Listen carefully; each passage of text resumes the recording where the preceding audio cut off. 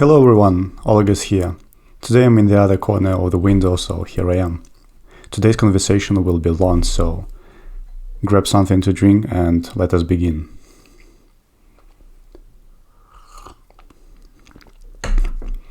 In this tutorial we're going to cover the following things. We'll talk about LLMs and their limitations.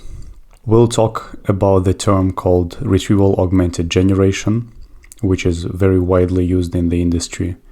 We'll talk about the traditional RAG, about the semantic RAG, and we will introduce the definitions of what an agent is and what is an AI agent. And finally, we will combine everything together in what is called an Agentic RAG. So, disclaimer. This tutorial is mostly about ideas and approaches rather than some frameworks and especially prompt engineering. I will simplify and use my code where possible to make things not burdened with abstractions of production-ready frameworks. So I will reinvent the wheel multiple times, don't be afraid of that. And mostly what I'm going to cover today will be based on my experience in my real production systems experience, rather than some synthetic paper approaches. Of course, I'm not able to show anything from the real projects, but I will try to make some notes about what was useful and what may be helpful on the real projects. So let us begin. We'll work in the notebook, which has Python 3.13 as the kernel. We have some environment variables established in the repository, and the repository, of course, will be shared in the link below. We're going to use OpenAI model as the core of our RAG solution, and later at the very end of this tutorial, which will be very long, we'll use LangSmith, so don't bother with it right now. What else do we have in the repository? We have some PyProject toml file which collects the information about the project overall. It has the packages, it has some information about the tutorial, about the code organization, it has the versions of the packages locked so that you will be able to reuse everything without any problems, and the make file. So the make file introduces what Python version I'm using, what Poetry version I use for package management, and how I install that on my Mac. And the only command I use right now is the install. So we run in the terminal, make install, and it will be enough. Alright, so we can proceed. We also have a couple of folders which I will introduce a bit later. Here are some packages I'm going to use. Unfortunately, I will introduce packages right on the way we are going along the notebook. Not the best practice, but because there will be some of them which I want to introduce separately, I will import them also separately in the places where they are used. So let's set up the LLM. So we're taking the environment variables from the env file I have, and here is the template which will be in the repository. So this command just loads the variables from the file into the environment variables available in the notebook right here. You can set up the model from the OpenAI, which we are going to use in multiple ways. So let me introduce the model first.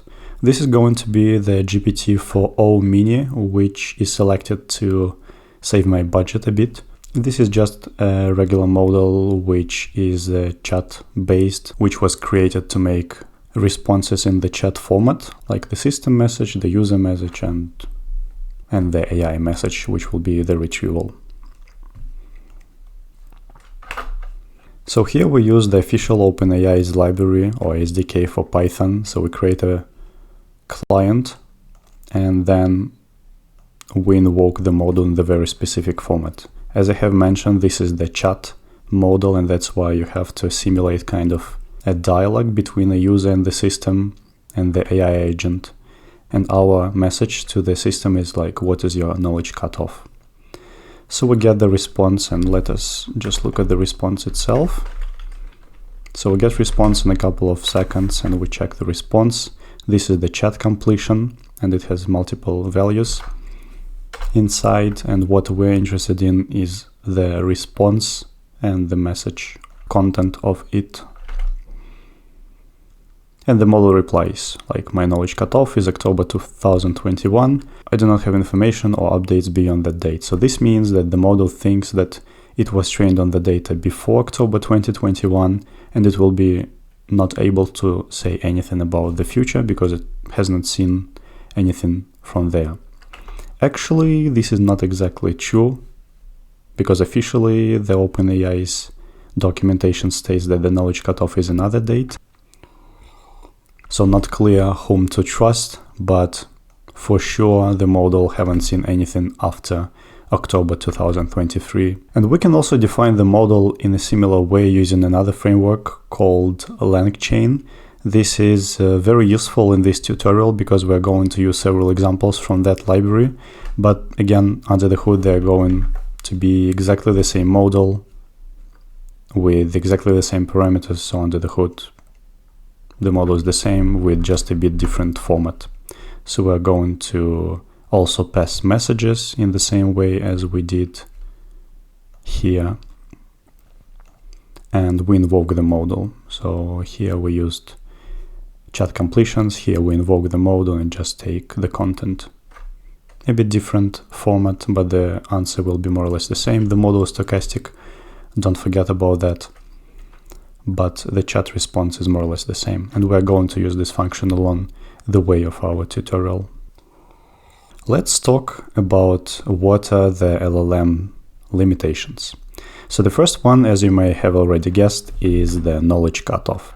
So obviously, now the model says its knowledge cutoff is October 2023, which is closer to the documentation. But anyway, there is a problem that the model is not able to answer about anything after this date. So if we ask about what was yesterday, what are the other models released in 2024, 2025, the model will not be able to answer because it didn't have anything about that in the data. And without any tools, without the web search, which we'll talk about later, the model is not able to tell you anything. For example, if you ask who won the elections in the United States in 2024, the model will obviously answer that it doesn't have this information. And we can ask something more specific, like what's the formal definition of an AI agent according to Hugging Face's course on agents.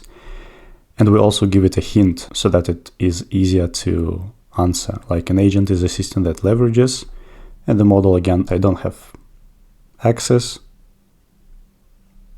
However, it tries to guess what it is. An agent is a system that leverages sensors and actuators to perceive its environment and take actions to achieve specific goals. This is similar to what we are going to talk about, but definitely this is not the one which is in the Hugging Face's course, and we'll look at this definition later. So the model has some knowledge cutoff, it doesn't have access to the internet, and to some questions it is useless. What else?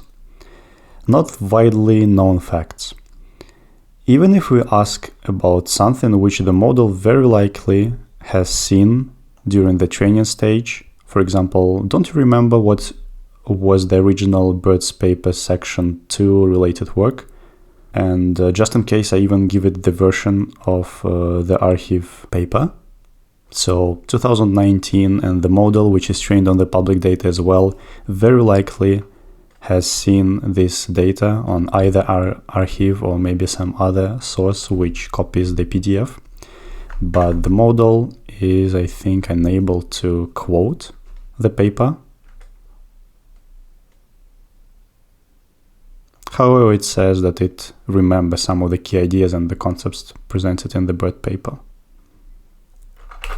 If we look at the original paper of the version which I mentioned to the model, the 24th of May, we can see that the related work, so here it is available on the web. The model very likely has seen this information, but for some reason it cannot recap it.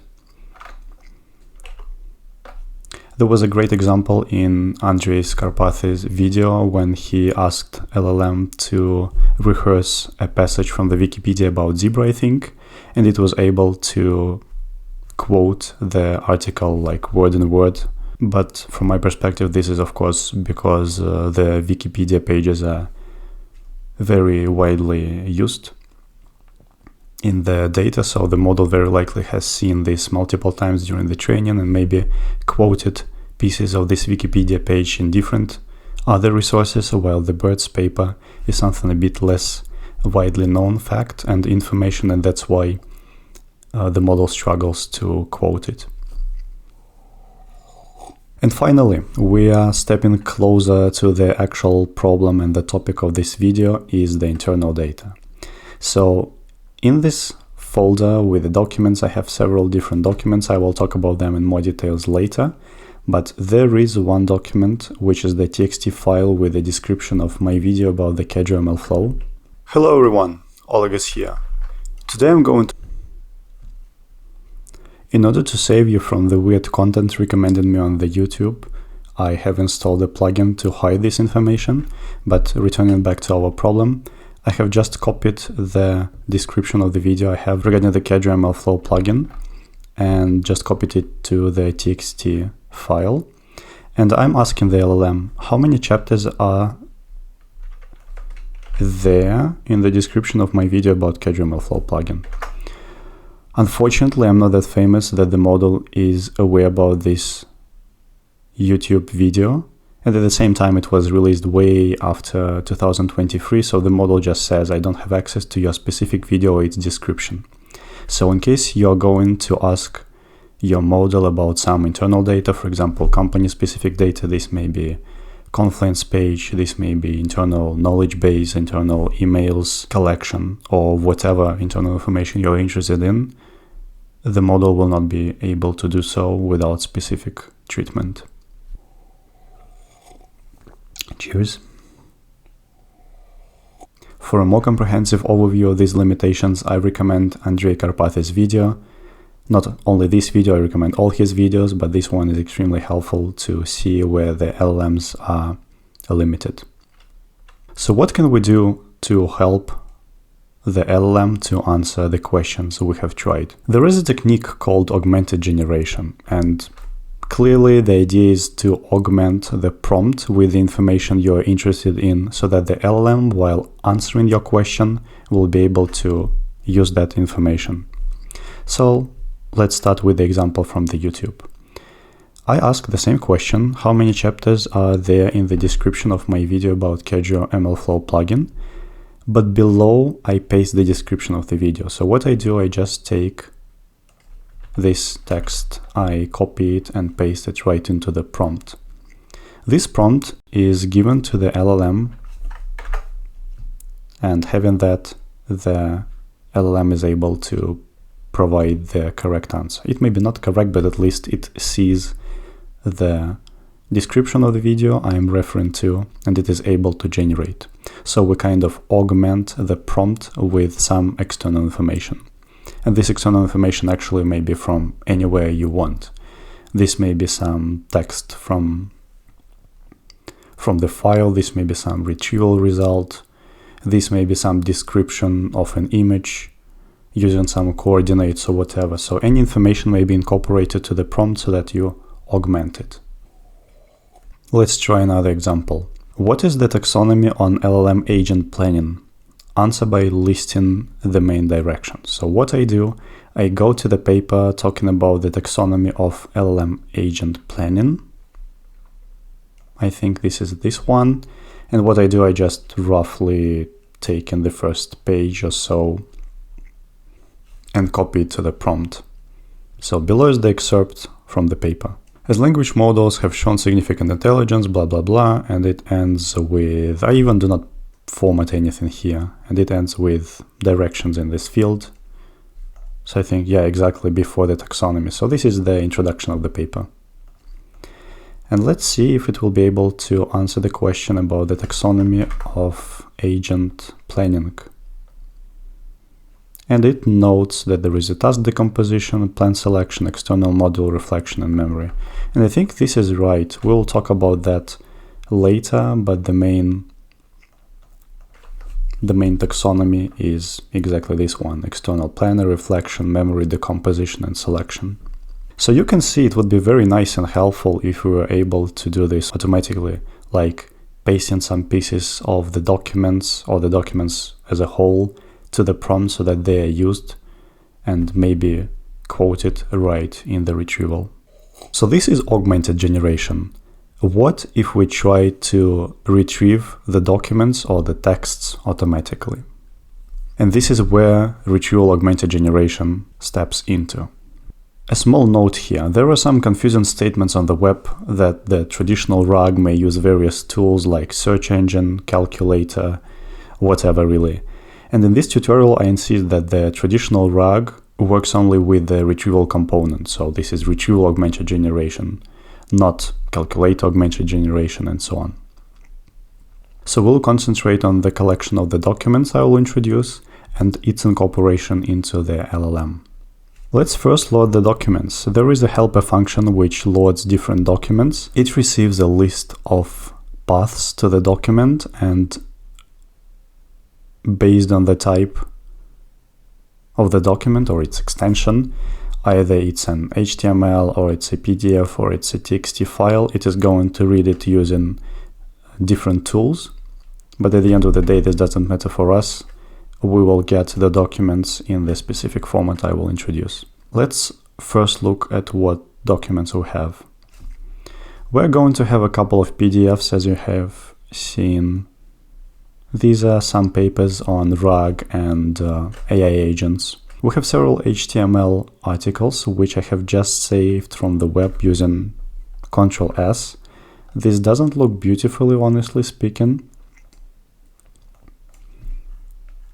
So this is some article from Anthropic, but it has some text and it is enough for us. This is another from the Google about the Gemini. And you can see that even with poor formatting, it contains some kind of text, and this is what we need. So all these documents will be converted into the text, and this is enough for us. And don't forget about this amazing script of the KDreamLflow plugin video.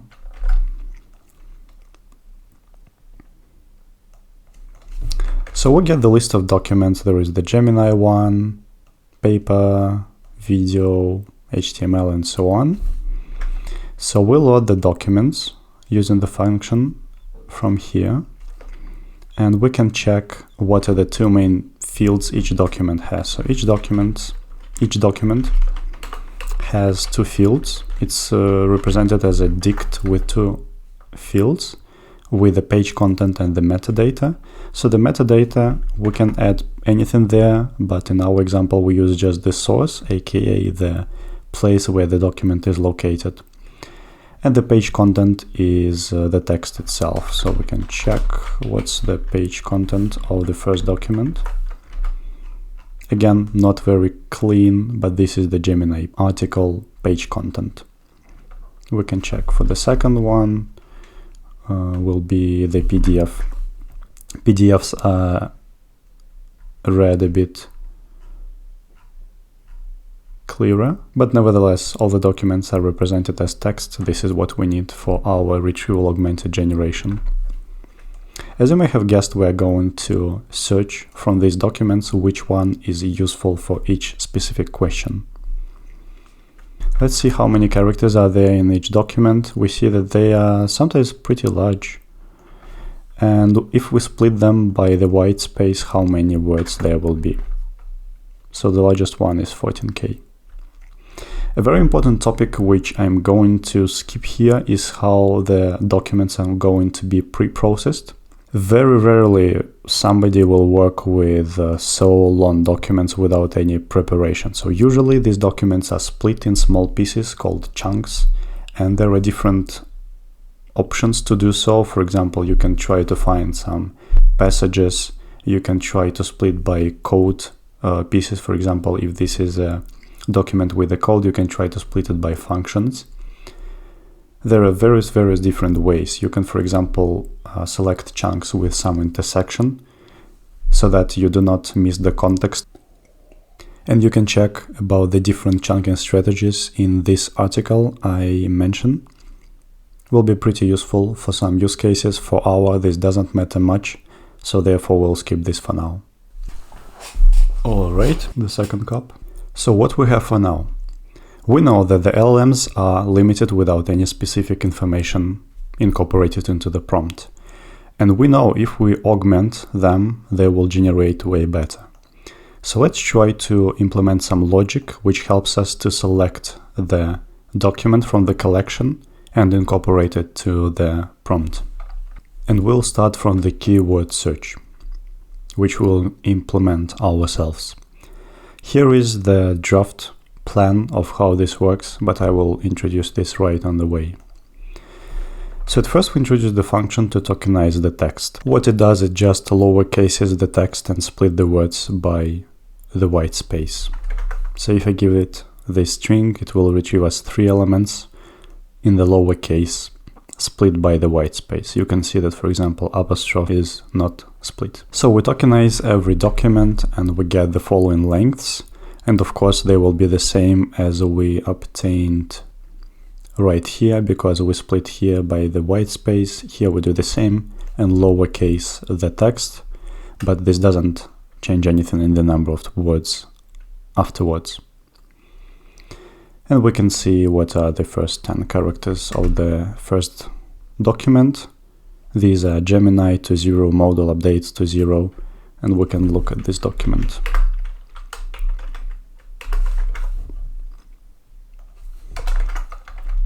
So actually it's true. Gemini to 0, model updates, and so on. Let's move on. So now we collect the vocabulary. Vocabulary is the collection of all the unique elements from the tokenized documents. So what this means that if we take all the unique elements and combine them together from all the documents we have, we'll have the vocabulary of 9,614 unique words. And again, we can look at what these words are. They may be in different order. This really doesn't matter. This is just to make sure we have named every unique word in all the documents we have. Now we do a similar thing. In every document tokenized, we use the Python built-in class called counter to count tokens in it. So every unique token will be calculated. For example, for the last document, we have the following numbers. We can take the most common. For example, the word there will happen 89 times, 2 will happen 75 times, and so on. And this is our last tokenized document. And you can see that the tokenized document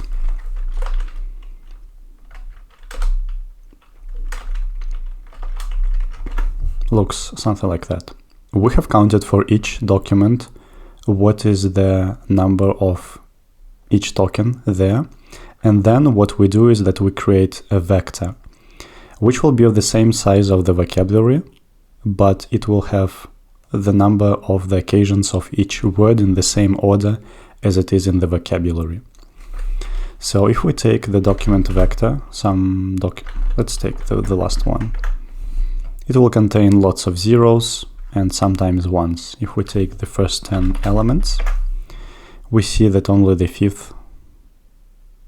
fourth element starting from 0 is 1. And this means that if we take our vocabulary, take the first 10 elements, 0, 1, 2, 3, 4, this weird word is the one which appears once in this document. So let's look at it. So we have tokens, is the list of tokens in the last document, and we can check if it's there. It is actually there. And we can see that actually this weird token is inside the document if we lowerize this, because if we do not, this will be not there.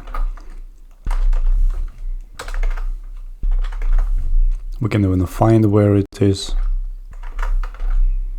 And we can see that this is some part of the document which is not parsed well, but actually this is there. Like resource, news, customer is this piece of the document. So what we do here, we represent the textual document with some numbers, and this is needed to start dealing with them kind of mathematically, because it's quite difficult for the machine, computer, to understand the text itself, but the machines are pretty good with numbers, and that's why we transform the words into the numbers. And these are vectors which represent each document as a kind of bag of words.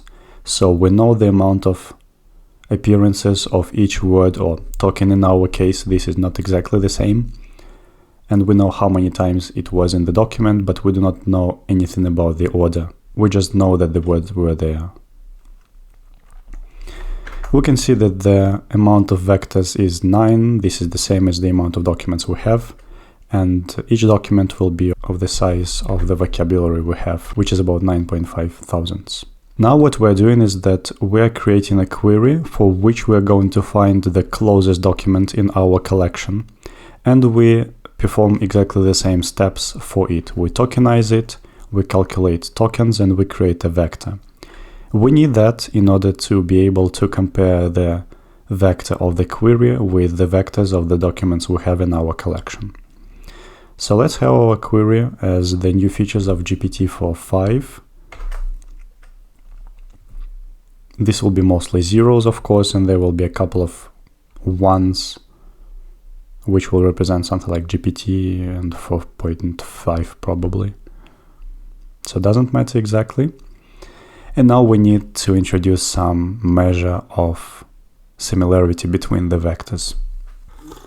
We're going to use the cosine similarity, but let me first find some example on the web of how this looks like. This is a good example of what cosine similarity of two vectors is. So let's assume that we have two vectors. The vectors are represented with red arrows. Here we have two-dimensional space. In our example, we have 9614th dimensional space. And each vector may be represented in this example with the x and y axis. So for example, for this vector, this will be like 1, 2, 2, 2, 2 vector, and this one will be 2, 1 vector. If we take the x scale like 1, 2, and y scale like 1, 2, so approximate numbers. And the cosine similarity looks at these vectors and having the angle between them measures their similarity using a formula which we're going to introduce a bit later. But actually at the end of the day, the cosine similarity is just the cosine of these two vectors. There may be different options and different occasions, but if the vectors are quite similar and point to the same direction, regardless how large the vectors are, this is important. The angle between them will be small, and the cosine of this small angle will be closer to 1. If the vectors are orthogonal and the angle between them is 90 degrees, then the cosine will be close to 0 and they will be not similar at all. And finally, if they point to the opposite directions, or the angle between them is more than 90 degrees but less than 270, the cosine will be closer to -1, and this means that these two vectors are not similar to each other. For us, it's important that we have a tool to compare vectors of different shapes and get some value from -1 to 1, where 1 means that these two vectors are similar, 0 means that these are orthogonal, and -1 means that these are quite opposite. And this is important for us, that the lengths of the vectors are actually norms of the vectors are in the denominator, so this means that these are normalized, and the actual lengths of the vectors are not spoiling our calculation of the angle itself. There are different sources on the web of how to introduce this. I definitely recommend Josh Starmer. I like his channel a lot, and I think he has very interesting introduction of what the cosine similarity is. So let's return back to the code. If we open the cosine similarity formula, we can take it even from Wikipedia, we can see that we can multiply each vector element-wise, and this is what we're doing here. We take both vectors and we take the zip from them, so we take the first element from both, the second elements from both, and we multiply them one by the other, and we sum all the values together. So this is what we're going to do in the nominator. And at the bottom, we just calculate the norms of both vectors, and this is calculated in the following way. So you calculate the sum of the squared of each element of the vector. So for every element in the vector, we take its square and we sum the values. So here is the part under the square root sign, and after that we take the square root of this sum value and we take the norm. Then we just take the dot product divided by the multiplication of the norms. And this is the cosine similarity, so let's try with some simple examples. And we'll make that in the three-dimensional space first. So this is our vector 1, 1, 1. This is the vector 2, 0, 1, 0. And of course the cosine similarity between them will be 0. Why? Because when we calculate the nominator, at the same time, always we will have 0. So we multiply the first elements, 1 multiplied by 0, 0. 0 multiplied by 1 is 0. And 1 multiplied by 0 is 0. So we sum all of them together. Our nominator is 0. So this means that our cosine similarity will be 0. We can take even simpler example. We'll do in one-dimensional space. And let's say we have two vectors. These are just pointing to the right on the x-axis. This is 1, 0, and this is 2, 0. They're pointing into the same direction, but the second vector is 2 times larger than the first one. And the cosine similarity is 1. Why? Because as I have already mentioned, we are interested only in the angle between these two vectors, and the actual scale doesn't matter. And at the same time, if we take the vectors which are the pointing to the x and to the y-axis, they will be of course orthogonal, and that's why the cosine similarity will be 0. I'm not going to draw in this tutorial, but the first vector is the one which points to the right to the distance of 1, and the second one is going up to the distance of 1, and that's why the angle between them is 90 degrees. If we have one intersecting element, the last one, we'll have the cosine similarity of 0.5, and if the vectors are exactly identical, the similarity will be almost 1. It's because of the calculation, but actually this is 1, of course. So now we have vectors of all our documents in the collection. We have the vector of our query, which is the new features of GPT 4.5, and we're able to calculate the distance between our query and our documents. We can do this one by one in the brute force manner, and we'll get the closest one. So let's see what are the non-zero indices in our query. So here are the indices, and we can find the vocabulary elements of these indices. So these are GPT features 4.5 new off. So again, what we can note here is that first,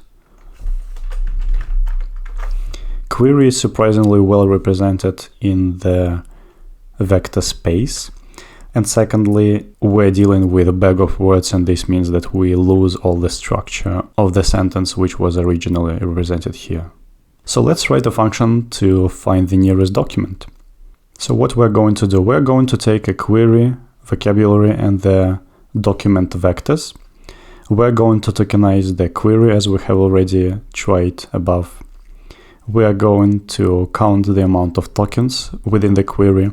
We are going to create the query vector, which we looked at. This one. And then we're going to check each vector from the collection one by one and find the closest one. So we say that the best index is none, the best similarity is -1. This is the lowest possible value for the cosine metric. And we check with every document, we calculate the similarity. If the similarity is more than the best one, we say that this is our needed document, and we retrieve the best index and the best similarity. Let's try this retrieval on one of our queries. So again, we have our query, new features of GPT 4.5. We have our vocabulary, we have our documents, and let's see. It says that the best matching document index is 5 and the similarity score is 0.22. Let's see what this document is. And it says that the document with this ID is the Introducing GPT 4.5 OpenAI. And if we open that with my beautiful viewer, we can see that this is actually the page where the GPT 4.5 is introduced by the OpenAI. We can open this on the web, so this is in a bit more beautiful way, but at the end of the day, it contains the whole textual snippet which we can use. And this is pretty nice, right? So we gave the query to our function. It was able to find the best matching document, and we can find its metadata. We can actually check the tokenized document with this index. So this is the GPT 4.5 document tokenized, and we can check what tokens from the query are in this document. And these are these 4. So they kind of intersected between the query and the tokenized document. Let's try another example. What was the article talking about utility-based agents? There was something about utility functions. Let's give it a try. The best matching document is 7. The similarity score is 0.17. We check what are the intersecting tokens. The article about utility-based utility functions. We see that there are some weird words which are very likely appear in every document, and we'll talk about that in a bit. But the utility-based and utility functions, of course, they are not surprisingly in this query. They really intersect. We check the metadata. And this is actually the document about RAG, AI agents, and so on. I think, yeah, it's from DigitalOcean. And this is actually the one which is talking about utility.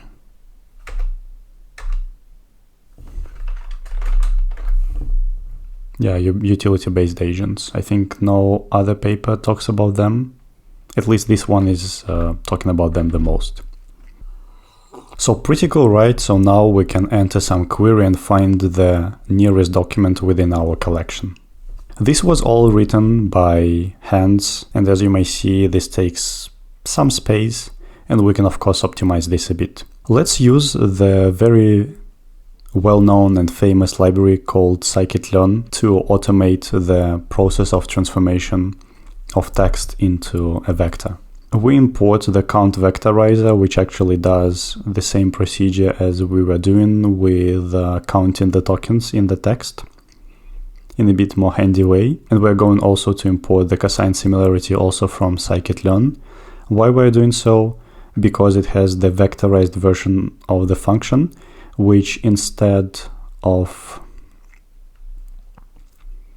taking one vector at a time from each side, one vector left, one vector on the right, the Scikit-learn's version, it takes matrices, so that we'll be able to compare one vector against a matrix at a time, and our left vector will be query and the right will be the whole matrix of vectors of the whole document set we have. This will just speed up the process a bit.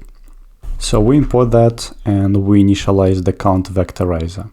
To initialize the CountVectorizer, we pass it the tokenizer, because by default it uses something else under the hood, and what we want to use in our scenario is just split by the white spaces in the same way as we did previously, and this is only for comparison purposes.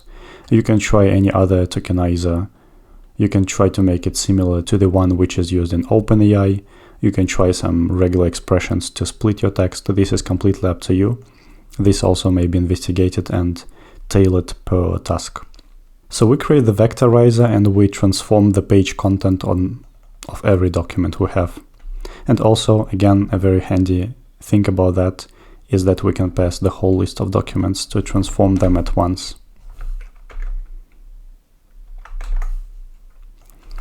And the vector shape is 9 by 9000. The 9 is the number of documents we have, and 9000 is the amount of words we have in the vocabulary. And as you may remember, this is exactly the size we had previously. So here it is.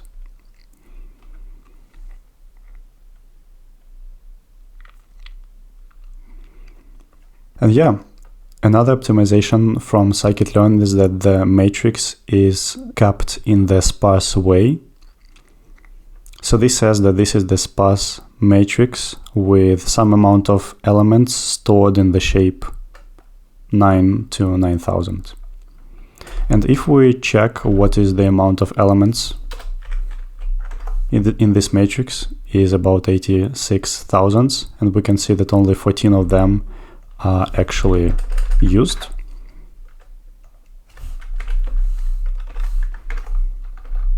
And we can see that only 16% of elements are actually used within this matrix, and Scikit-learn optimized this with a specific format of how to store such matrices.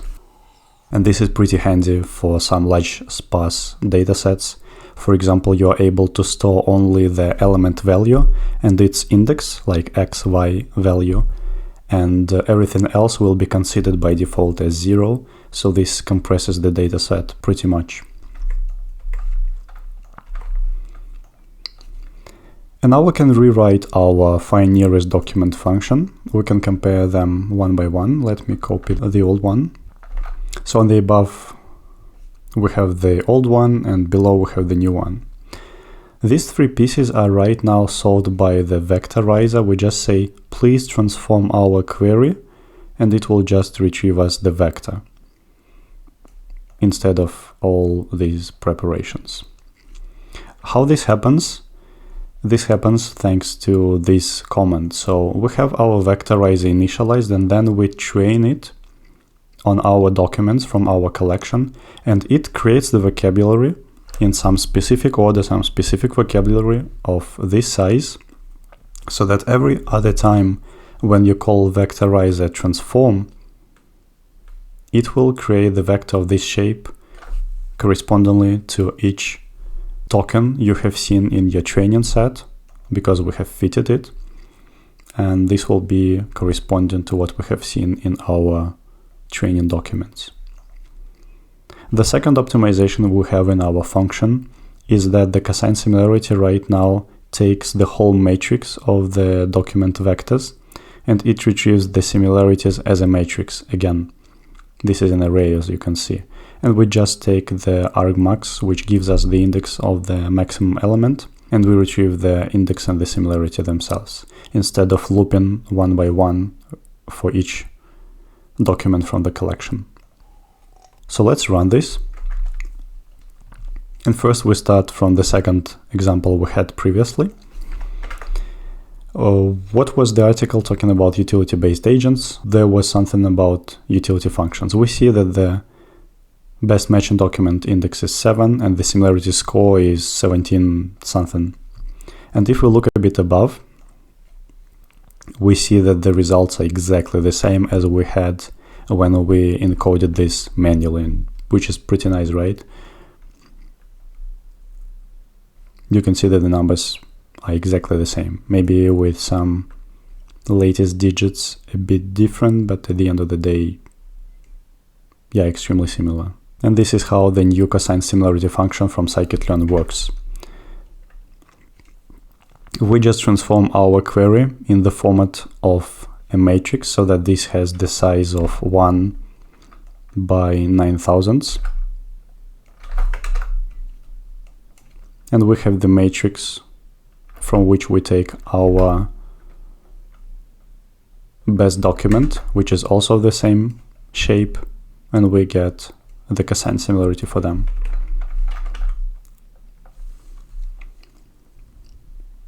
And again, this is the same similarity we achieved manually.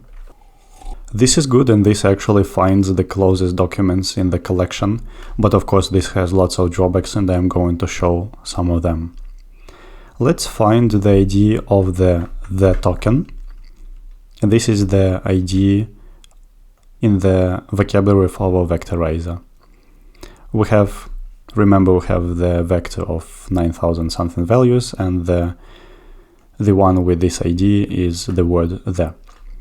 And we can see in the document, which we found as the closest one to our query, what is the amount of occurrences of the word the. And this is actually 281, pretty much. Our approach treats the words as the bag of words, and it means that during the comparison of the documents, we do not make any collocations. For now, this is possible to bypass with the vectorizer from Scikit-learn, but we're not going to do that. And we treat words as themselves, and this is just the number which represents the word the. Let's see what happens if we increase the amount of the word the twice. So what we do, we just take the document and add 281 word the at the very end. Let's see how it looks like. So weird, right? But this is just to increase the number of counts. So let's see what happens with the similarity. Similarity increases. Originally it was 0.17, now it's 0.22. It is only due to the fact that we have increased the word the twice.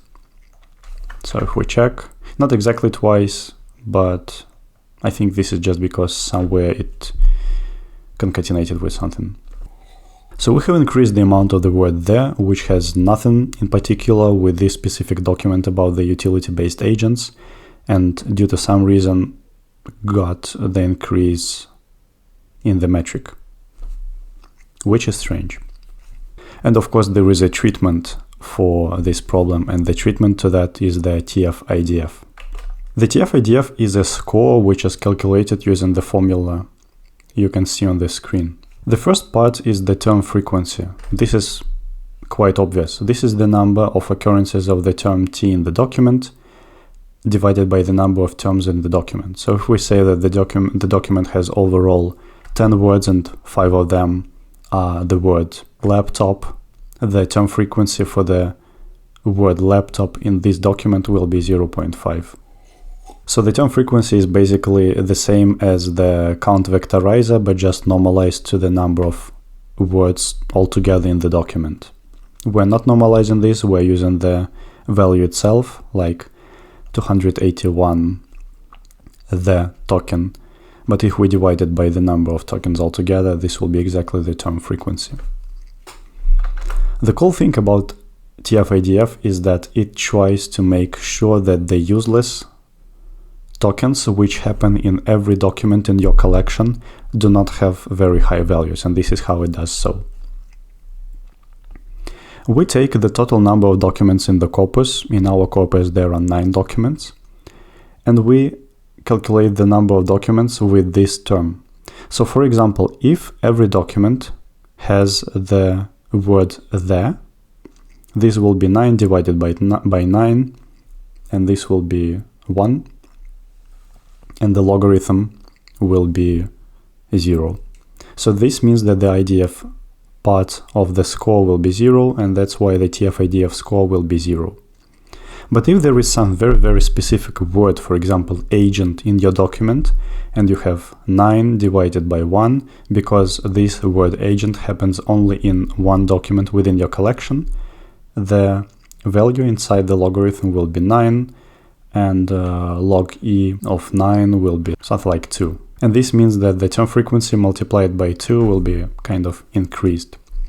And the idea of the term frequency inverse document frequency is to make sure that the words which are very specific to this exact document and which not happen in every other document will have higher scores, while the words which happen in every document, these are also sometimes called stop words like the, what, where, when, etc., they will have lower scores, they will be diminished because of the fact that all documents have them and we're not interested in them in terms of search. And there is a specific vectorizer in Scikit-learn to calculate these exact scores. So we create the TfidfVectorizer with the same tokenizer, which splits the sentences by white spaces. We get the matrix of the same shape, and we can find the nearest document using Scikit-learn by the new vectorizer, which is the TfidfVectorizer. So we fitted the vectorizer, we have found the best matching document, which is the same with index 7, and let's conduct the same experiment with the term there. We can see that the ID of the token is the same because the CountVectorizer and the TfidfVectorizer, they create the vocabulary in a similar way. But if we check the vectorized representation of the same document, we can see that the value of the word of the token there will be different. This is because the CountVectorizer counts the number of occasions of the same word in the document, and the TfidF calculates the score in a similar manner as I have presented here. The default value for the use IDF is true, of course, so therefore the values will be diminished by their frequency across all the documents. So let's see what happens if we add the word there multiple times, and we see that the similarity score increased, but didn't increase as much as previously for the CountVectorizer. And let's see how the value of the feature changes. We can see that it increased from 0.5 to 0.76, not 2 times as previously, but the most important for us is that the similarity score didn't increase too much when non-useful word is added. Let's conduct the same experiment with another word which is useful for this document, which is utility, because we're talking about utility-based agents. And let's see what happens. The score of this term is quite low because I would say that this is pretty rare one, and the amount of the documents overall we have in the collection is not that much, and that's why it will not be boosted a lot, while the document is very long itself. So this means that the TF term will be very low because the number of terms in the document is large, and this utility word appears only a couple of times, while the IDF will not be large enough to make the TF-IDF score large. While if we compare it with the document to which we add the utility only 100 times, you can see that this is 1 order larger. So this was 400th and this is almost 1/2, and the similarity increases a lot. Again, this was about 0.12 and now this is 0.26. So we can see that the word utility increased in the amount for this document means really a lot in terms of similarity. So this makes the TF-IDF and similar approaches very helpful for the search because they lower the weights of the common words like stop words while increase the weights of the document-specific terms. Now let's try to finally create the Retrieval-Augmented Generation, which is powered by the TF-IDF. So we will take the TF-IDF as the engine of our retrieval part, and it will just give us the right documents, and then we're going to pass the retrieved document into the generation so that we have retrieval and then augmented generation. So again, just in case, we create the vectorizer, we encode our vectors, we have some query, and the query is what are the Gemini 2.0 models updates as of February the 5th, 2025. Answer shortly. So we take the whole query, we find the best matching document, which is the document with the index 0. This document is Gemini 2.0, the HTML document, and then we create a prompt to our LLM. And the prompt is the following. The user query below is the name of the document retrieved by the TF-IDF-based document search. Then we paste the retrieved document name, and then we'll do the same for the retrieved text itself. So this is how the prompt looks like when it's not formatted.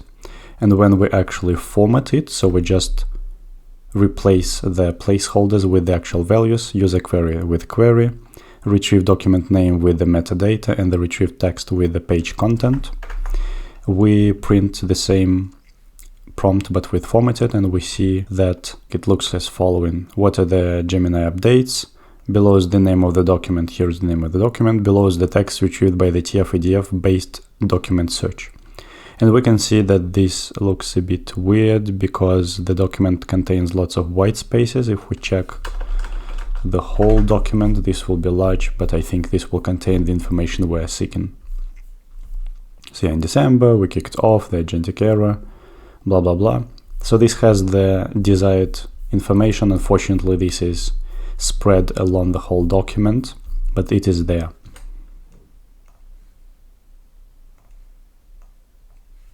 Yeah, it's just because of how we parse the document. So the formatted prompt has this information, and we actually put this into the LLM. So again, just to repeat, query, search, prompt template, prompt formatted with actual values, and then LLM response. And here is the answer. As of February the 5th, 2025, updates for the Gemini 2.0 model include Gemini Flash, now generally available, optimized for developers with low latency and enhanced performance, Pro, experimental version, offering best coding performance, and so on and so forth. So all models support multimodal input and text output, with continuous improvements anticipated. And I think this is exactly what we can find in the article. Now let's try to do the same, but with only query. So here we have tried the augmented generation, having the retrieval part prior to that. And now we just paste the query to the LLM and see what it gives us. What are the Gemini 2.0 model updates as of February the 5th, 2025? And the answer is, I'm sorry, I don't have access to the information beyond October 2023. And this is obvious because the model was not trained on that. It doesn't have access to the internet without our help. And only with the incorporation of this technique called RAG, Retrieval-Augmented Generation, we're actually able to answer such questions. Now let's briefly summarize what we achieved.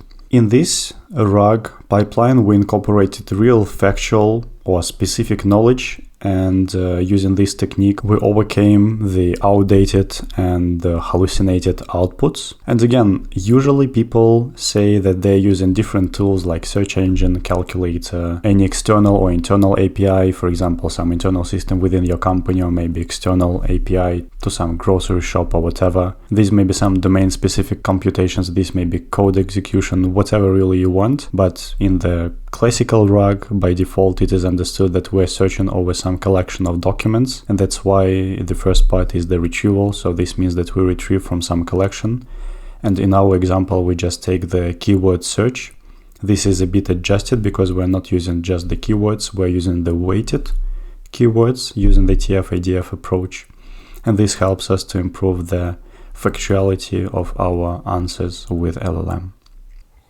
There are several other interesting approaches to weight the words, which we're not going to cover here because they are to some extent continuing the idea of the TF-IDF. The first one is BM25. You can see that by the formula it's a bit more advanced version of the TF-IDF. The idea here is to normalize better for the lengths of the documents, and this is used as a baseline in lots of different searches. The second tool, which may be also useful, I think this is way more production specific, is the Apache Lucene, and there is a Python framework for that. This is a great box ready solution for the textual search, which is very well performing if you don't have time to tune some retrieval yourself. But regardless of what option from these introduced in this tutorial and in the links I have you use, this still will have lots of drawbacks, and let me name you a couple. So the first one, of course, is the lack of contextual awareness. In the Scikit-learn vectorizers like CountVectorizer and TfidfVectorizer, we can select the parameter called n-gram range and this may be 1, 2, 3, 4, 5, and so on. So this means that it will count not only occasions of the word, but also the occasions of combinations of word A and word B together. This still treats all the words or the collocations of two words or triples of words as just bag of words or their collocations, and this means that actually the structure of the sentences is missed. And apart from that, these approaches still treat the words using the lexical representation of them, and it actually fails to capture the semantic nuances of the query. So actually we can say that all these options like TF-ADF, BM25, they just ignore the semantic meaning of the query and the documents which are compared one to the other. And this is a huge problem, not only because we lose all the semantic understanding, but because this also requires some extensive pre-processing, because as you may remember, the words in our vocabulary are not normalized at all by the algorithm itself. We have to do this ourselves. And you can see that there will be lots of similar words like retrieval, retrieval, and so on, while meaning of these words is of course the same, but they will be sometimes with endings, with suffixes, prefixes, and so on, and all these will be treated separately until we pre-process the texts somehow ourselves. If we dealt with some approach which looks more at the semantic meaning of the sentence itself, these small differences between the words and their similar words but with the same meaning would not be that critical. Another problem which practice shows is the scalability. The retrieval techniques, which are based on the lexical similarity between the documents, they sometimes suffer with large collections because the values we have for these counters or for normalized scores like TF-ADF, they become less meaningful when the number of documents is very large. Because there are lots of documents, and really millions of documents may have the same collection of words, and again, as you may remember, these are just bag of words which may be allocated randomly even in some documents, while it will be difficult for such algorithms to find the exact idea of the user query. So having this problem, we will try to incorporate some semantic meaning of documents to improve our search. And prior to talking about the semantic search, we'll talk about the concept of embeddings. So what are embeddings? I, of course, invite you to study some of the materials I share, and there is an amazing blog from JLMR which shares a very classical model which creates word embeddings, and I was studying this lots of years ago, so definitely recommend. The idea of the embeddings is pretty straightforward. It creates a dense representation of documents. Previously, we worked with quite sparse representations, and I stress specifically that Scikit-learn retrieves the document matrix in the sparse format because usually there are tons of thousands of words in the vocabulary and there are thousands of documents, and this means that the matrix with their TF-ADF scores, for example, will be very sparse and will contain lots of nulls. A model which generates embedding does a very similar thing. It transforms texts into vectors and matrices, but these matrices are usually of smaller sizes and contain less zeros. And usually there are no zeros at all, but just some small floats. I will leave a proper study of the theory of this question on you, but I will show you some examples of one embedding model I picked. I will later introduce how I picked that on some examples we have. So we're taking the library sentence transformers, which introduces some transformer models to create embeddings on sentences. And we can see that this model accepts the input of size of about 8,000 tokens. These tokens are not exactly the same ones we created using the split by the white space. The transformer models, they use a bit different tokenizing. But the idea is the following, like about 8,000 words will be able to fit into this model. And you may remember that we have several documents which are larger than this size, so this means that their endings will be cut. So this document will be cut a bit, maybe this one a bit, but not a big problem for us. The main part of the document still will be available. But now let's return back to the embedding. We can create an embedding of a word, for example, and even of a sentence. So let's encode some sentence, and we can see that the model returns us a long list of floating numbers. This is an array.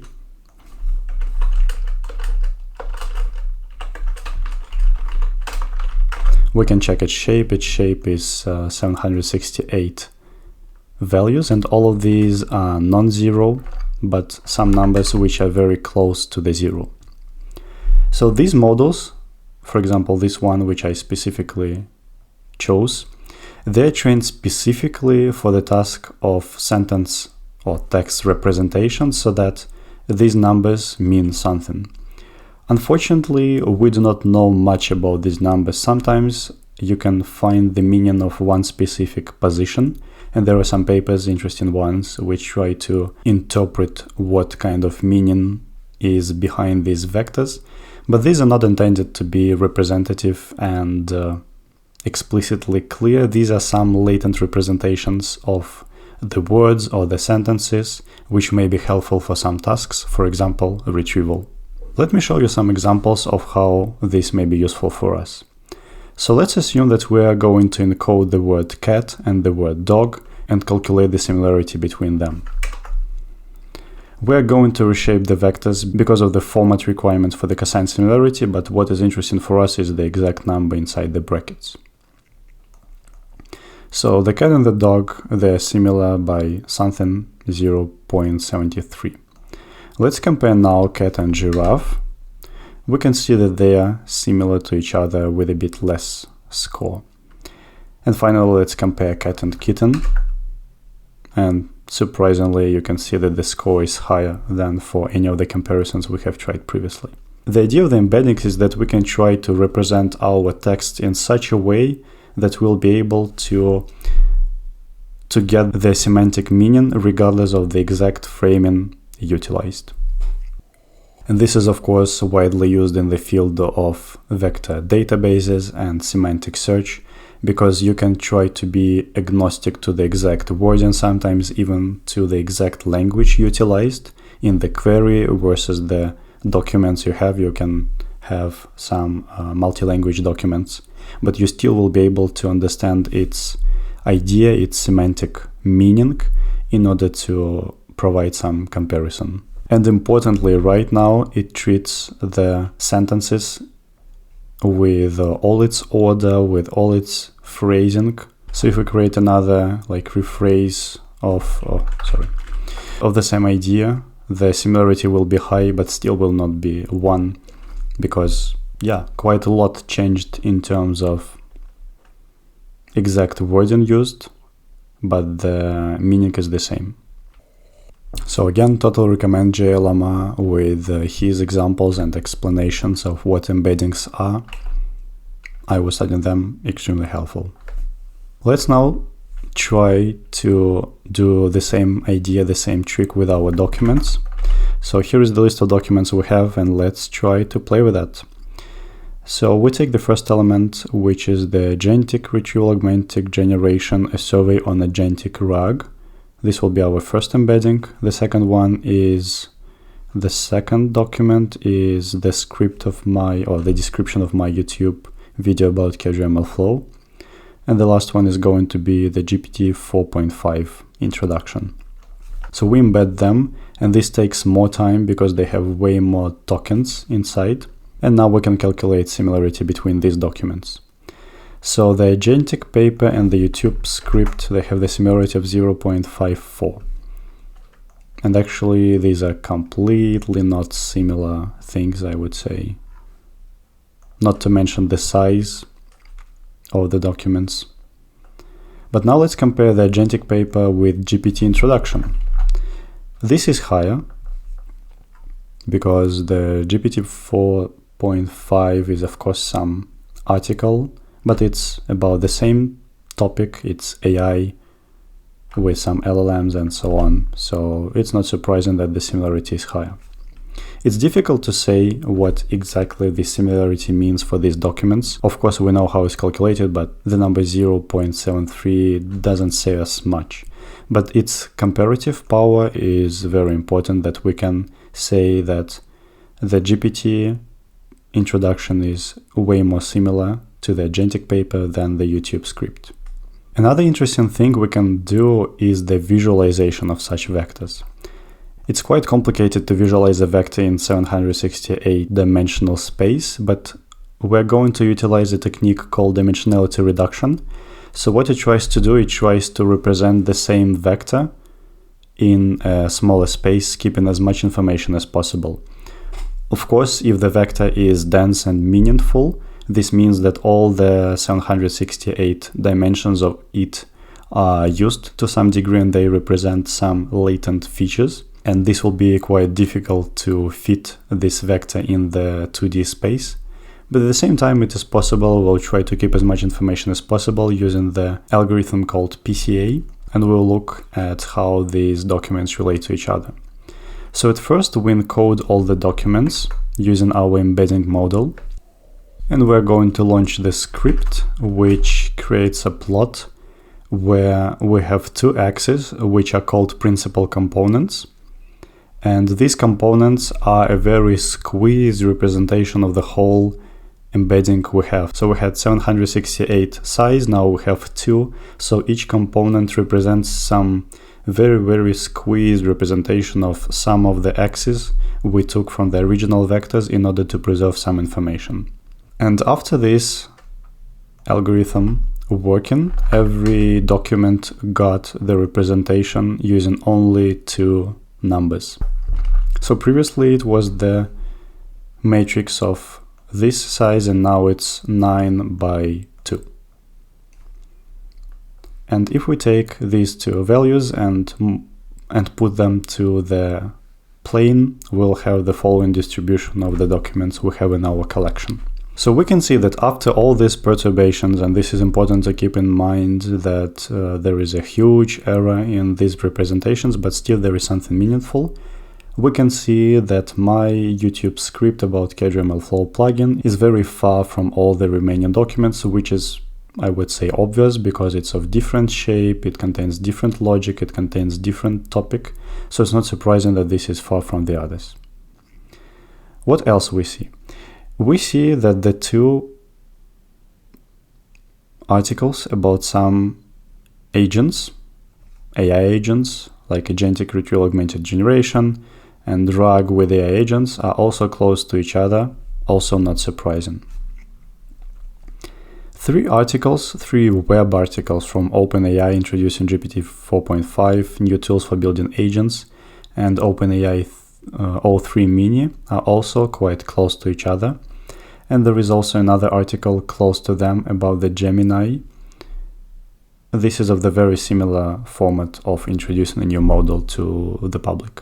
These 2 articles are also quite close to the Agentic ones because I also was searching them to study more about the agents, and you can see that they're also close to each other and at the same time close to the Agentic RAG. There are different cool things you can do with such kind of visualizations of the embeddings, and there are different techniques. There is one very helpful package called BirdTopic, where you can try to extract some embeddings of your texts and make an interactive plot with some useful information, for example, some topics extracted from these documents. But for us, it's important that we can capture some semantic information, semantic meaning of the documents, and see how they are related to each other. Some of them are similar to each other, some of them are very different from each other. So let's incorporate this into an end-to-end semantic search using the vectors we obtained. So here is the new function. Instead of tokenizing and counting the number of appearances of each word in the text, we now encode the query. The documents are already encoded. We did that for the visualization. and we calculate the cosine similarity as previously. So here is our new function for finding the nearest document using embeddings, and let's try to find some. What are the new features presented in GPT 4.5? We take our query, we take our embedding model, and we take all the document embeddings we calculated previously. So the best matching document index is 5, the similarity is 0.67. And let's see what's the document is it, and it is GPT 4.5. So we were able to find the document which actually may contain this information.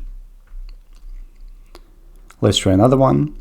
Recommendations about how to create AI agents. Best matching document is 8, similarity 0.7, metadata. Building effective AI agents from Anthropic, and this is actually the great article with some recommendations about how to build agents, and we'll talk about that later. This works very nice, but as you may have noticed, in the function we compare one query vector against all the document vectors, and even keeping in mind that we calculate the cosine similarity in the matrix operation, this is still very expensive to calculate that, and the more documents you have in your collection, the more time it will take to calculate the cosine similarity. In our case, in the very basic implementation, this will be even a brute force solution when we compare the query vector against every document we have in our collection, which is of course a huge problem because the vectors are of quite large shape, and this is very time consuming if not optimized. Before we move on, let me share a couple of details about how I selected the embedding model for this example. There is a great web page with a leaderboard on the MTB benchmark, and I like the old version of this. And you can see lots of different models presented on this website.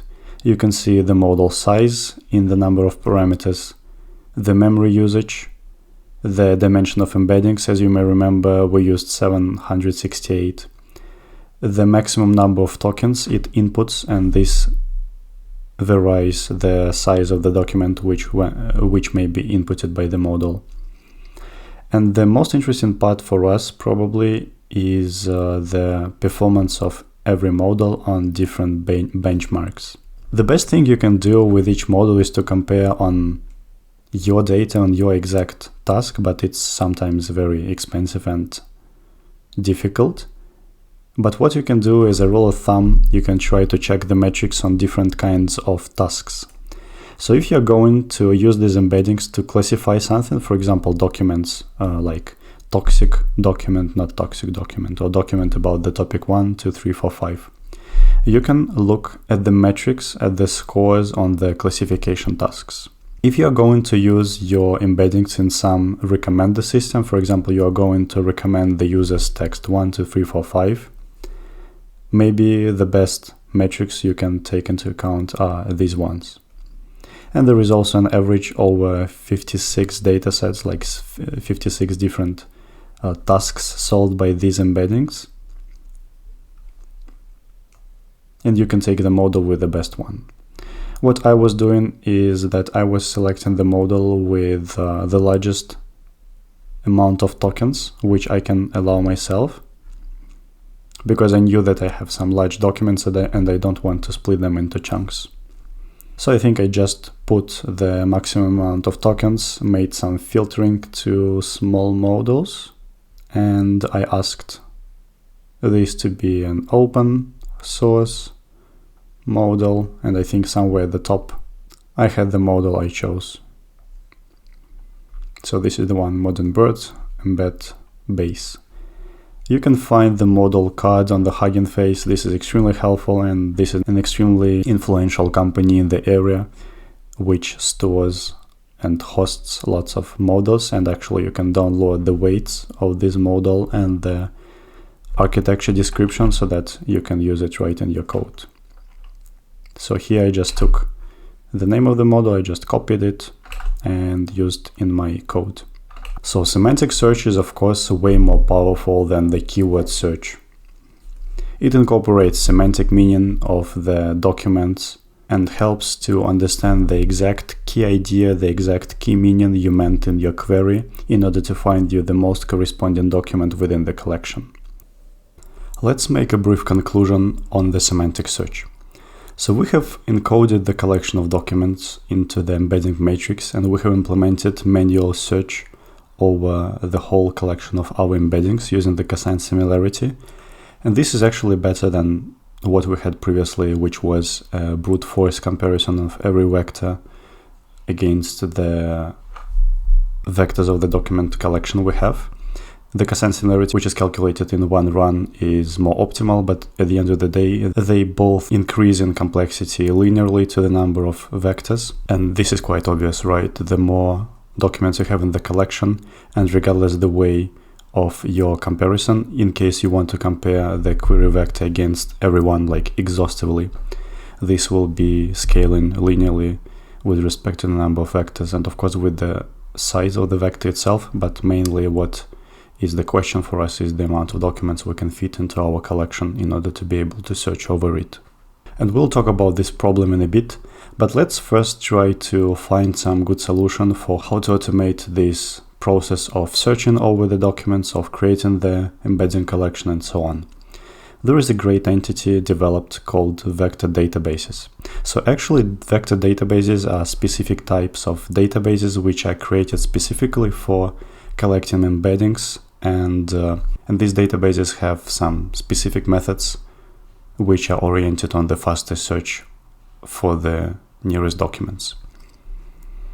As you may remember, we previously implemented the way of searching against every potential document in the collection. This is called exhaustive nearest search, or just the classical nearest neighbor search. And what these vector databases have usually are some implementations of the approximate nearest search. So when you trade off between the speed and the accuracy, so you do not compare the query vector against all the documents in the collection, but only versus some subset of them. But due to that, you win lots of speed, and this is very important for the almost real-time systems. But we'll start from the very simple example, which just makes the same stuff as we did with manual encoding of our documents and the manual comparison using the cosine similarity, but using the great interface from Hugging Face Embeddings and LangChain as a library for vector databases. So we import the same model we dealt with, but again from different interface. Previously it was sentence transformers, right now this is Hugging Face Embeddings. But under the hood this will use the same sentence transformers library.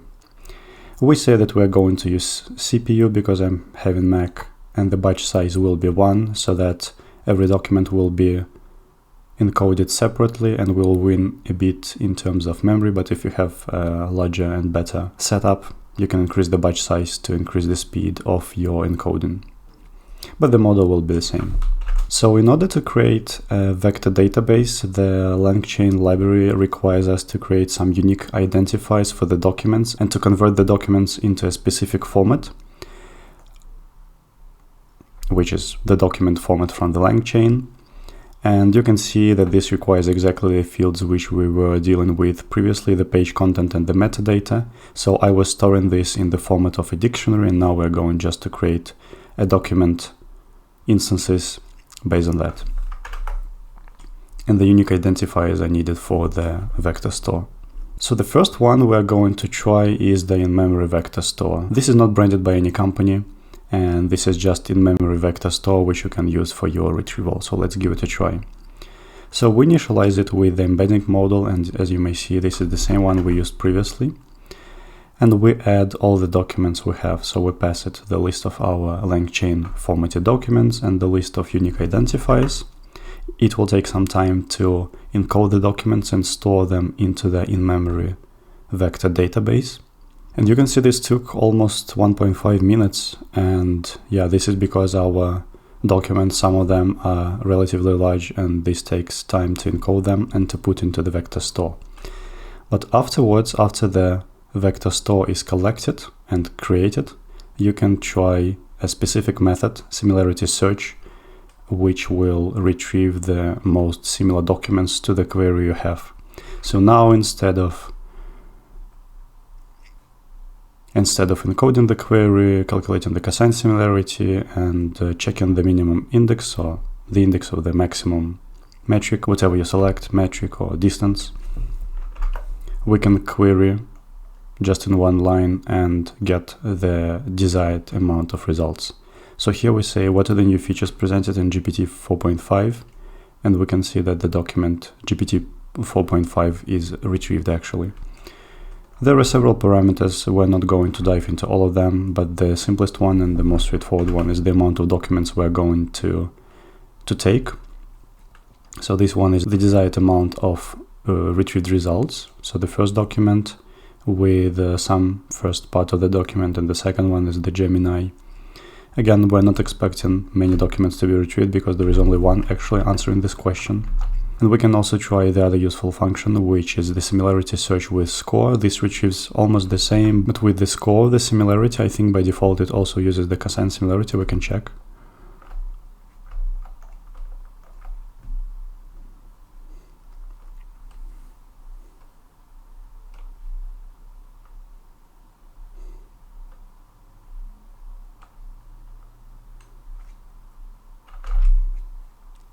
So yes, you can see if we check the function, if you are giving it a string query, it will encode it using the embedding model in the same way as we were doing so, and it will calculate the similarity by the vector, and the vector is going to calculate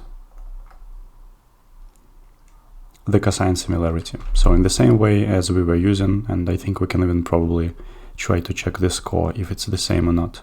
So it was 0.68. Let's give it a try.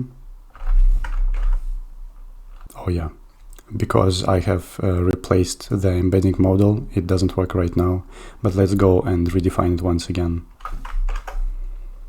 So it's the sentence transformer, which has a bit different format versus the Hugging Face one, while under the hood it uses the same model.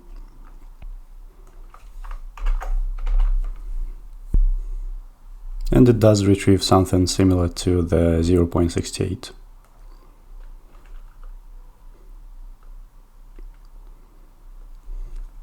Let's try some other example. OpenAI new model.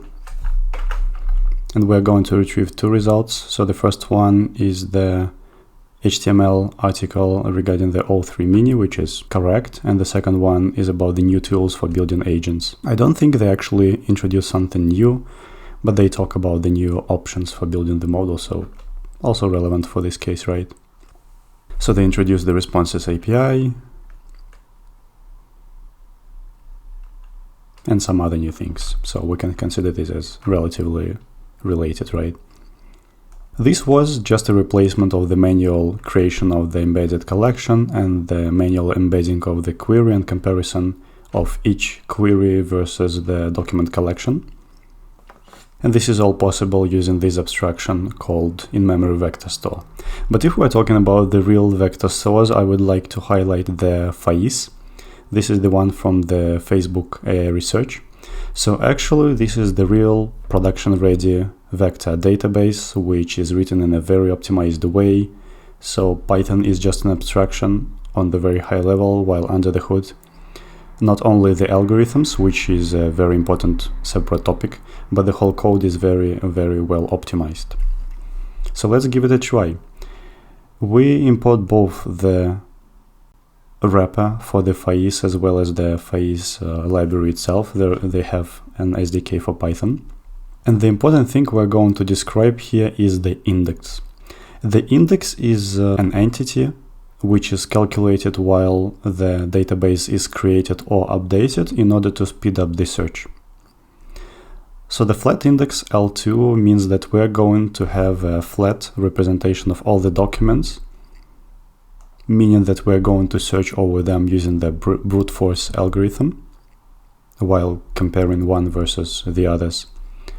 And the L2 is just the distance that we're not going to use cosine, we're going to use Euclidean distance.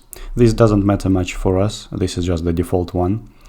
And when you define the index, you provided the size of the embedding you're going to use. We'll talk briefly at the end of this section about the other indexes which speed up the search a lot while losing a bit in accuracy. So to define the FAISS vector database, you provide the embedding model. This is the one we have from Hugging Face. Next, we provide the index, which I have just introduced. And thirdly, we introduce a very interesting thing called in-memory doc store. This is not needed per se for the vector database. The vector database is going to deal with the embeddings, and this means that we do not need the documents themselves, while FAISS requires them to store the original documents, the texts of these documents, and this is just for the more neat way of dealing with the vector database, so that when you query something, you can not only see the closest document, but you also can check what is the text inside it and so on. So this is not very meaningful in terms of search. This is used mostly for the representation purposes. This one is not needed for us yet, so let's initialize the collection. This will also take some time. We can use the same collection of LangChain formatted documents with the unique IDs. From my experience, from my perspective, mostly two vector databases are used in real production systems. These are Chroma and FAISS.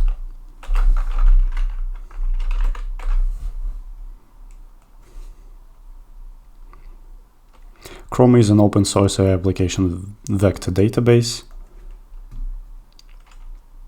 which has a very similar interface to FAISS, and I would say it's way more simple. And in the Hugging Face tutorials, mostly Chroma was used in the version 0.1. Right now it's agnostic, but it's definitely something as a first trial, I would say, if you want to set up the vector database.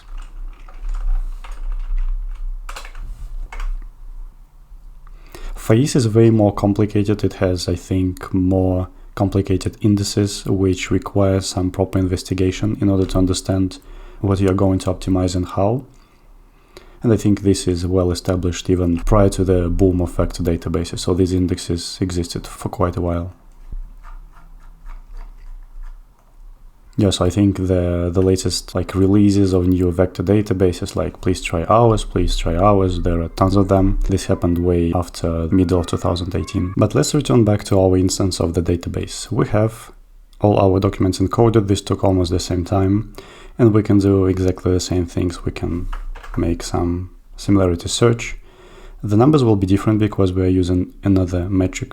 Doesn't matter for us right now, but we're able to perform search in the same way using different vector databases in the same interface from LangChain, which is extremely handy to try different things depending on your company availabilities. For example, you may have some paid version of one vector database or the other one, or you prefer open source.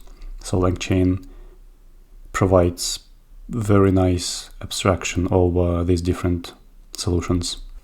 There is a reminder again that the brute force search scales linearly with the number of vectors and the vector dimensionality, and regardless if you are doing this in a loop or using the matrix multiplication, when your query is the size of the embedding and your matrix of the documents is the size of number of documents times the vector dimensionality, it still takes a lot of time to perform this calculation, and we have to think about the optimized search. There is a good introductory article on the Wikipedia about the nearest search. So basically the task of the nearest neighbor search is just some search for the most similar objects in the collection. And there are tons of ways of doing so. There are tons of papers and different optimizations. But what we're going to concentrate on is the difference between the exact methods, which produce the exact closest document in the collection, like perform the exhaustive search, versus the approximation methods. So the approximation method, they trade the speed of the algorithm versus the quality of it.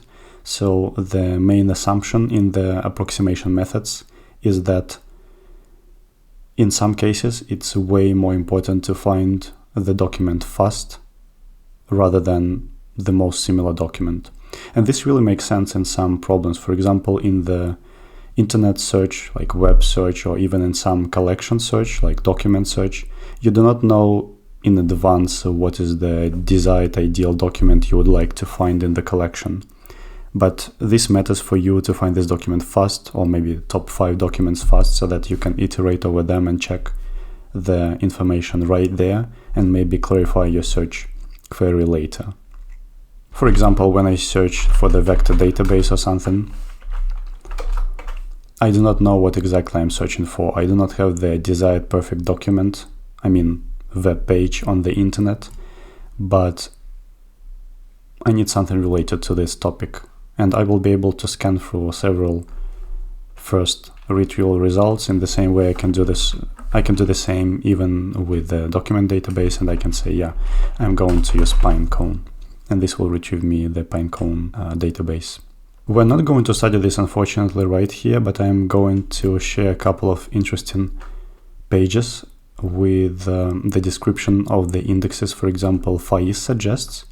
So the first one, the default one, is the exact search for L2. So let's try to digest what is mentioned here. So the flat means that we're going to perform an exhaustive search. We're going to compare all the documents against our query. It has only one parameter, which is the size of the embedding. And it also says how much space it takes and utilizes for the vector database collection.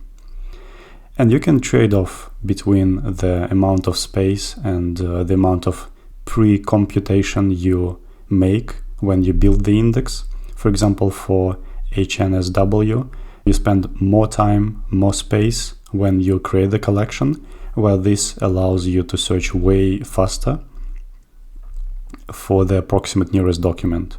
So you do not guarantee that this will be the exact, perfect, closest document, but this happens so fast that for some systems this is relevant. So to give you some hint about how some of these work, the HNSW represents the vectors in a graph and performs some graph search to find the closest vector to the query. And it utilizes some hierarchical structure of the graph in order to perform the search faster. The LSH is a very well-known technique even prior to this problem. This projects high-dimensional vectors. For example, we had 768 into hash buckets in such a way that similar vectors are likely to fall into the same bucket, not guaranteed, but likely. And at query time, only vectors in the same buckets are compared, cutting down the search space multiple times. The product quantization splits each high-dimensional vector into smaller subvectors and quantizes each segment separately using a so-called codebook. And during the inference time, the original vectors are compared by these compact codes produced by the codebook, and distances can be rapidly estimated using pre-computed lookup tables. And finally, I think the most visible one is the IVF, which is the inverted file index. I think I can try to visually reproduce or represent this idea. So let's assume that this is the multidimensional space with the same representation of the vectors as we tried to do with PCA, like this one. And during the index build, we create some clusters. So we check what are the similar areas inside our space, and we perform a kind of a clustering. For example, using k-means, which is a very standard algorithm in the field of machine learning. And you say that a bunch of documents is represented by their cluster centroid.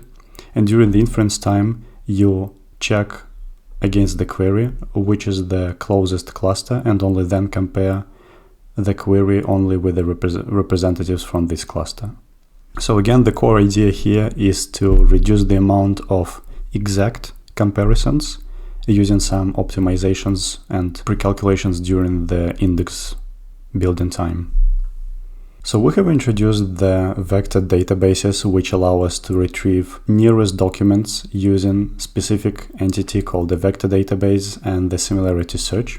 And now let's try to build a RAG, Retrieval-Augmented Generation pipeline using a vector database. Let's now try to produce a bit more sophisticated prompt.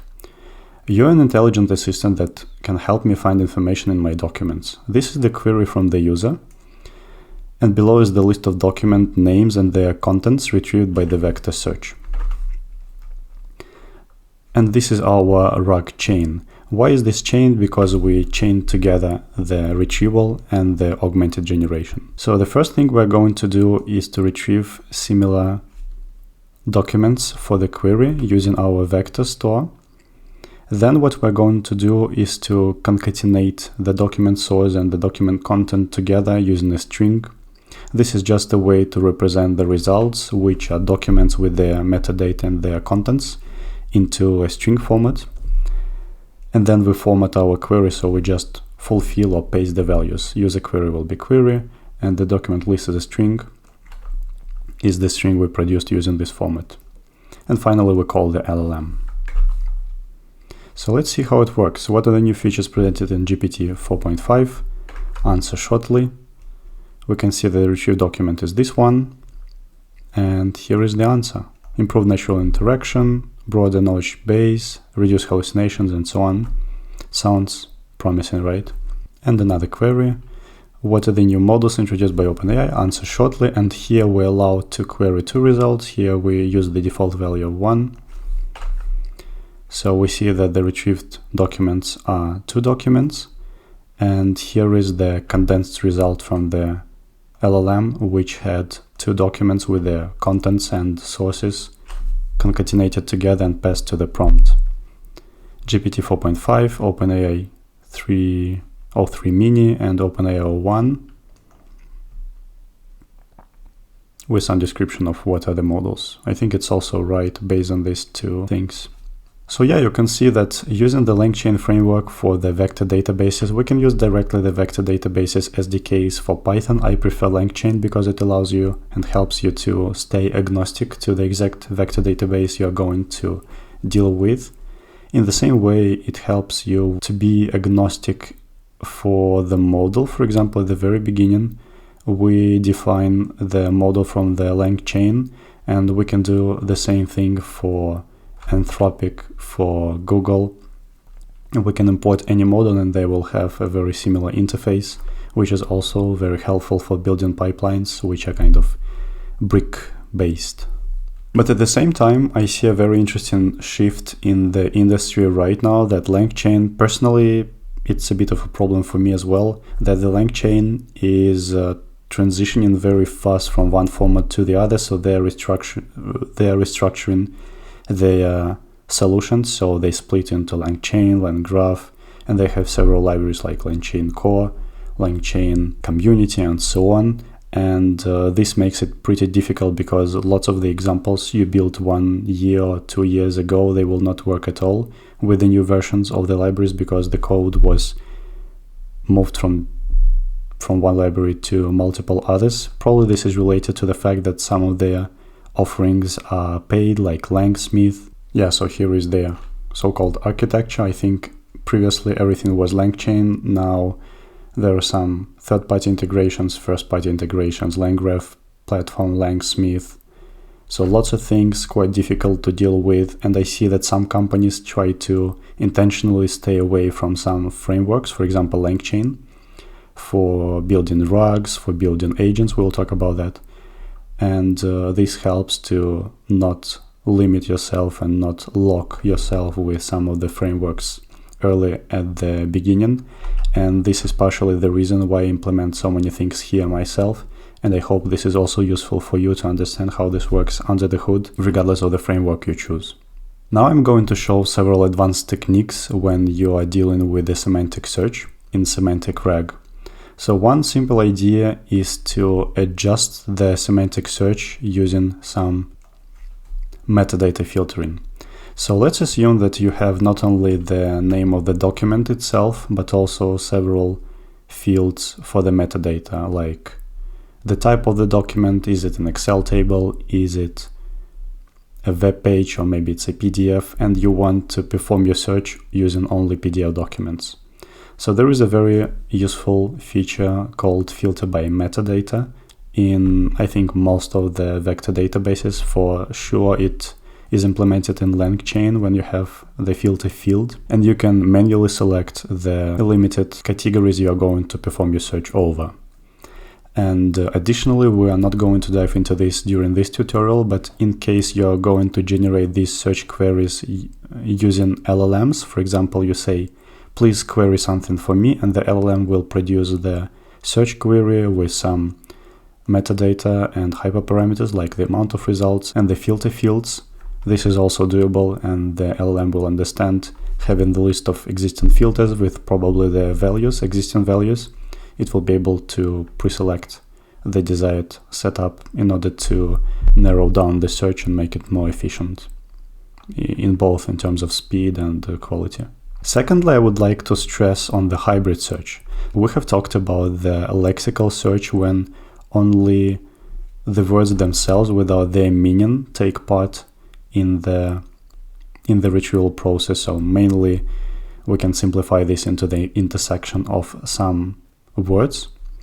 And we have talked also about the embeddings and the semantic search, so-called like search over the meaning of the documents.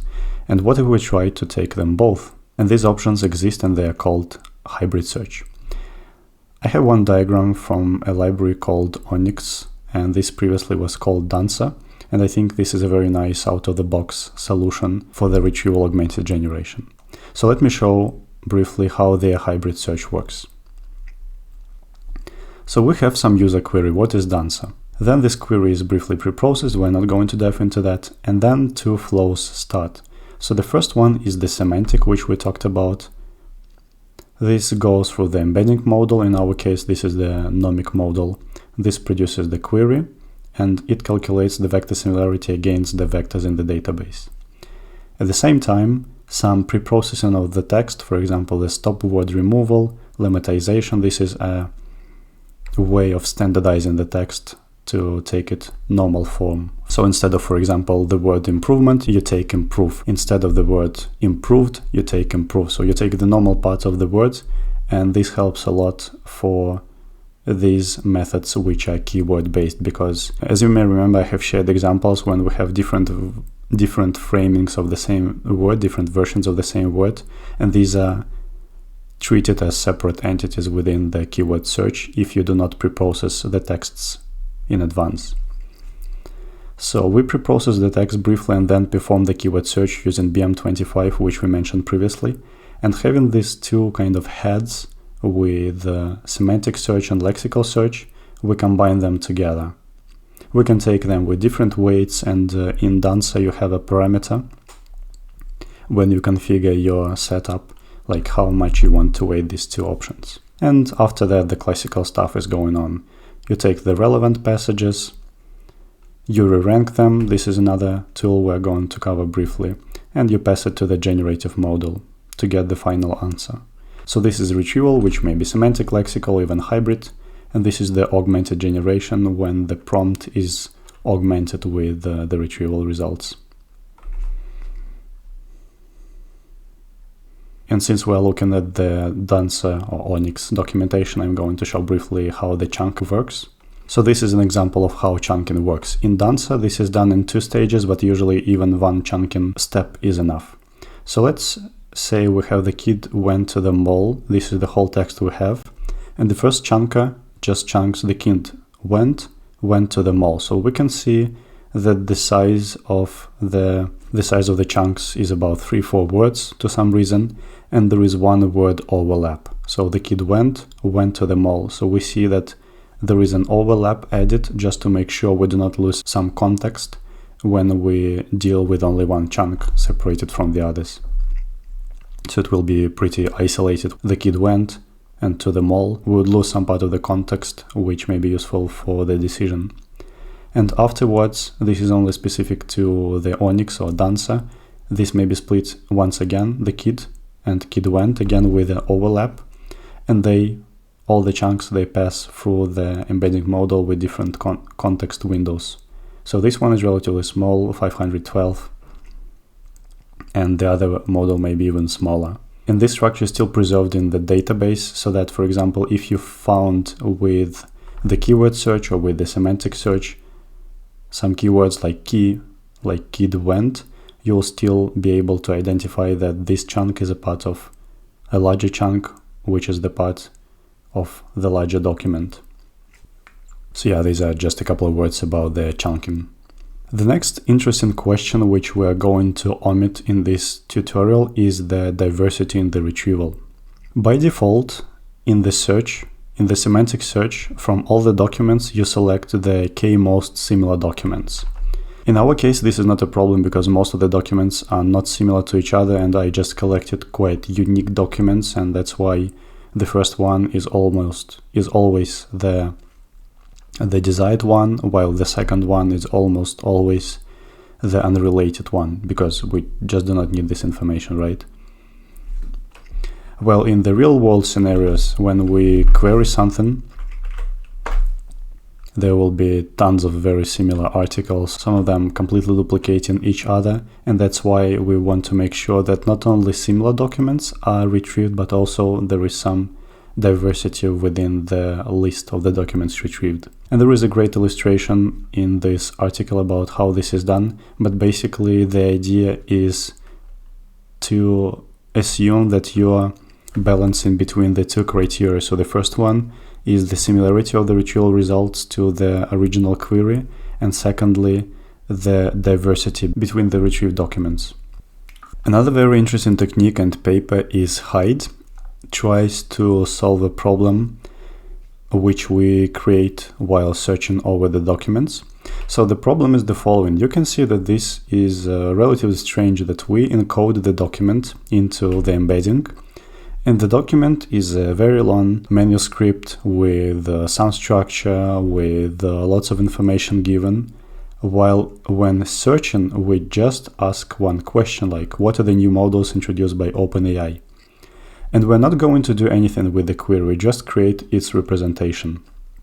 So semantically, the embedding of the query, which is just one sentence, one question, and the embedding of the document, which is a long manuscript with lots of information, with different format, with people mentioned who worked on that, with different links and so on, and we're trying to compare them, which is strange.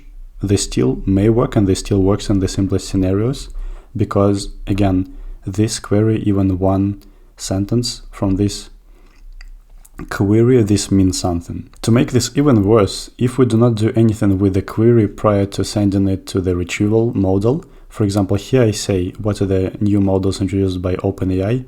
Answer shortly. So this part, answer shortly, doesn't have anything related to the retrieval. This is only the message to the AI, which is going to use the retrieval results when answering my question. So it would be nice if the query will be somehow pre-processed in a way that this makes sense during the search along the documents. So we're not searching the most similar query to our query, we're searching over documents. And this part also doesn't make any sense during the search. So the technique called HyDE is going to mitigate this problem. So HyDE stands for Hypothetical Document Embeddings. What it does is illustrated very well on this diagram. So let's say that we're going to have the question or the query, how long does it take to remove wisdom tooth?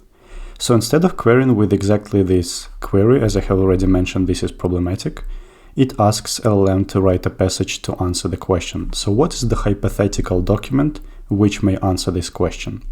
And the LLM comes up with some random document, so it generates. It usually takes between 30 minutes and up to 2 hours to remove a wisdom tooth. So this is the synthetic information produced by the LLM, completely based on this query and nothing else. And only after that, this is going to be passed to the retriever. It doesn't matter what the contriever means here, but the idea is to query the retriever with the hypothetical document rather than the query itself. And having that, you'll be able to find something like this document. How wisdom teeth are removed, some a few minutes, whereas others can take 20 minutes or longer. So this one even doesn't have to be factually truthful. It has to be more similar in terms of format to the document we expect to find. So let's look at another example. How was the COVID-19 pandemic impacted mental health? There is another prompt for the LLM which creates this hypothetical document. Write a scientific paper passage to answer the question. Depression and anxiety had increased by 20% since the start of the pandemic, And again, what the retriever retrieves to us: 2 studies investigating COVID-19 patients, specifically higher level of depressive something.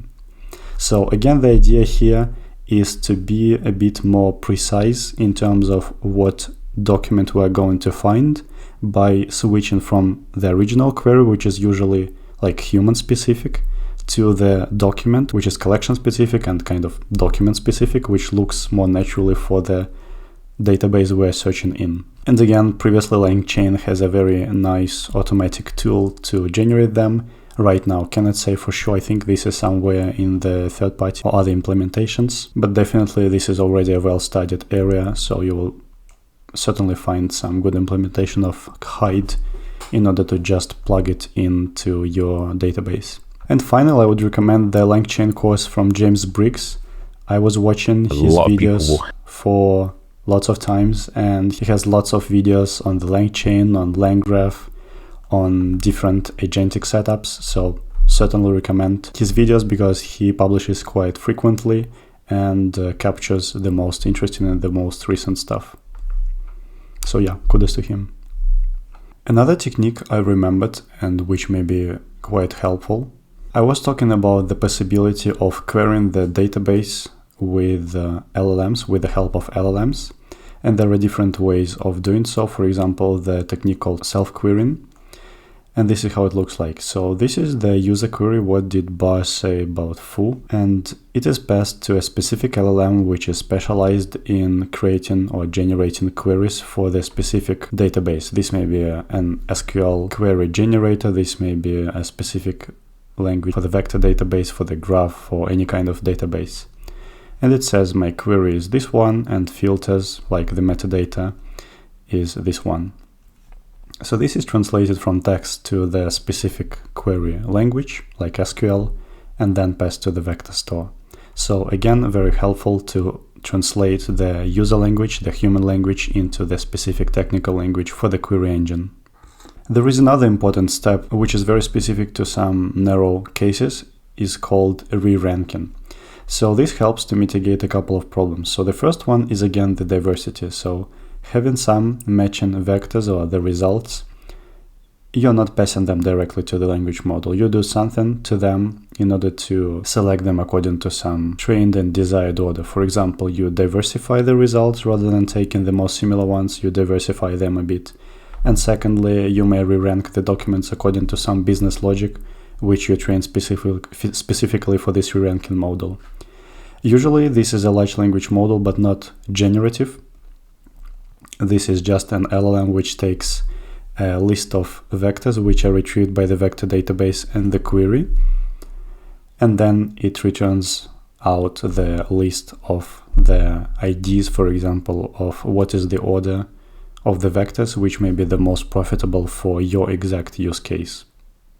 And last but not least, before I forget, there is a very interesting part of the search, but not over vector databases, but over graphs. I have worked extensively with GraphRag, not from Microsoft. I was building this myself. So this helps a lot to point out some relations within the data, which are not like in-depth knowledge about some specific passage within the document, but more about the relation between different entities and different documents. And this may be very helpful for some specific business use cases. So please let me know if you want a deeper dive into this question about the graph versus classical RAG. And this is it about the classical traditional RAG. So let's try to recap what we have covered. The traditional Retrieval-Augmented Generation is the concatenation of some retrieval engine together with an LLM. So you give the query to the search engine and it retrieves according to some logic the most relevant documents to your specific query. Then the retrieved documents are pre-processed in some way, usually just the text content from these documents is taken, and this is passed to the LLM to get the augmented generation. Search may be lexical, based on the keyword search. This may just count the number of occurrences of each token within the text, or it may use some more advanced weighting techniques like TfidfVectorizer BM25, or even some combinations of the classical keyword search together with some weighted techniques.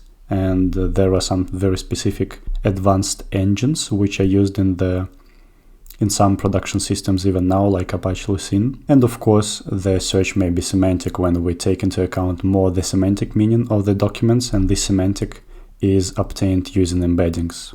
We have talked only about the textual embeddings, but there are of course some specific models which are able to encode videos into embeddings, texts into embeddings, images into embeddings, audio to embeddings, almost everything to embeddings. There are specific models for each model, and sometimes there are multimodal models which are able to incorporate texts and, for example, images into one vector space. And for this vector space, it will be more or less the same meaning if the textual document and image are about the same. They will be very close in the vector space so that you can search images by text and vice versa, for example. We're not going to talk about that, but of course, in the advanced RAG systems, this is incorporated so that you can take the whole document with texts, with images, with some tables, encode it into some representation. This may be a mixed representation of text and embeddings, and that you can provide a good search over all the entities and all the modalities within the documents. And finally, let's remember that apart from these classical techniques like lexical and semantic search, there are lots of improvements over different kinds of searches. You can try to enrich the queries, you can try to combine different techniques and filter by some metadata fields if you have some. And this is what the classical RAG is. There are lots of great improvements within the traditional RAG pipelines. We have just discussed a few, but this field evolved quite a lot during the last years, and there are tons of ways to improve your RAG. But the traditional RAG, which we talked about above and which we implemented ourselves, suffers from several fundamental problems. This is not surprising that LangChain uses the term chain for the combination of vector search with augmented generation when we just combine together some retrieval with an LLM. This means that this workflow is predefined and frozen, that we first find the related document or documents and then call the LLM with the prompt enriched with the retrieval results. This is not dynamic anyhow, so we cannot check if the retrieval was good or not. We do not reason, we do not validate the results, we do not think anyhow about the quality of the retrieved documents. We just pass the retrieval results to the LLM generation. In LangChain's documentation, we can see that the chains encode a sequence of calls of components like models, document retrievers, and other chains. So this means that this is a sequential, straightforward, fixed workflow which executes components step by step. And this may be really problematic when we want, for example, to compare two different models like GPT 4.5 and Gemini 2.0. So we ask the LLM and the whole RAG to find two documents like please compare GPT 4.5 and Gemini 2.0, and it encodes the query, and the embedding of the query will be something in between two models. It will be something in between GPT 4.5 and Gemini 2.0 in the vector space, so the resulting document will be somewhere in between. And there is no guarantee that this resulted embedding will be close to the original two articles we're really seeking for, like GPT 4.5 and Gemini 2.0. And we can try to hard code under the hood that we are going to execute the search twice, or maybe we are going to get two papers, two results from one retrieval call. But at the end of the day, this is not flexible, and we cannot guarantee that the desired documents will be in this retrieval. For example, if we call this GPT 4.5 with the argument k equal 2, so we're going to retrieve two most similar documents, this is very unlikely that the Gemini 2.0 will be somewhere there, because actually in this query we say that we're interested in the OpenAI's model. GPT is a model from the OpenAI. So this means that most likely the similar documents will be from OpenAI. And the second problem we have with the traditional chained RAG is related to the first one actually. This is about the multi-hop or multi-step reasoning. So let's assume that we are going to have some chained question. For example, we want to find one information, and depending on the results of the first information retrieval, we're going to create a query for the second time. For example, the question may be, what are the features from the last model from OpenAI? So at first we have to find the latest version of the model from the OpenAI, like what is the last model released. And then we have to query probably separately for the information about this specific model. So again, we're not talking about the web search when you can query one thing on the web and then the next one. We're talking about the document databases, but the idea is exactly the same. So you want to query one information, then depending on the results, the second. This works in the same way for web search, for execution of some calculations. So this kind of fixed pipeline will not be able to do any multi-step reasoning. This will be able to query the vector database only one, get the amount of the results you allow it to get, and then query the LLM.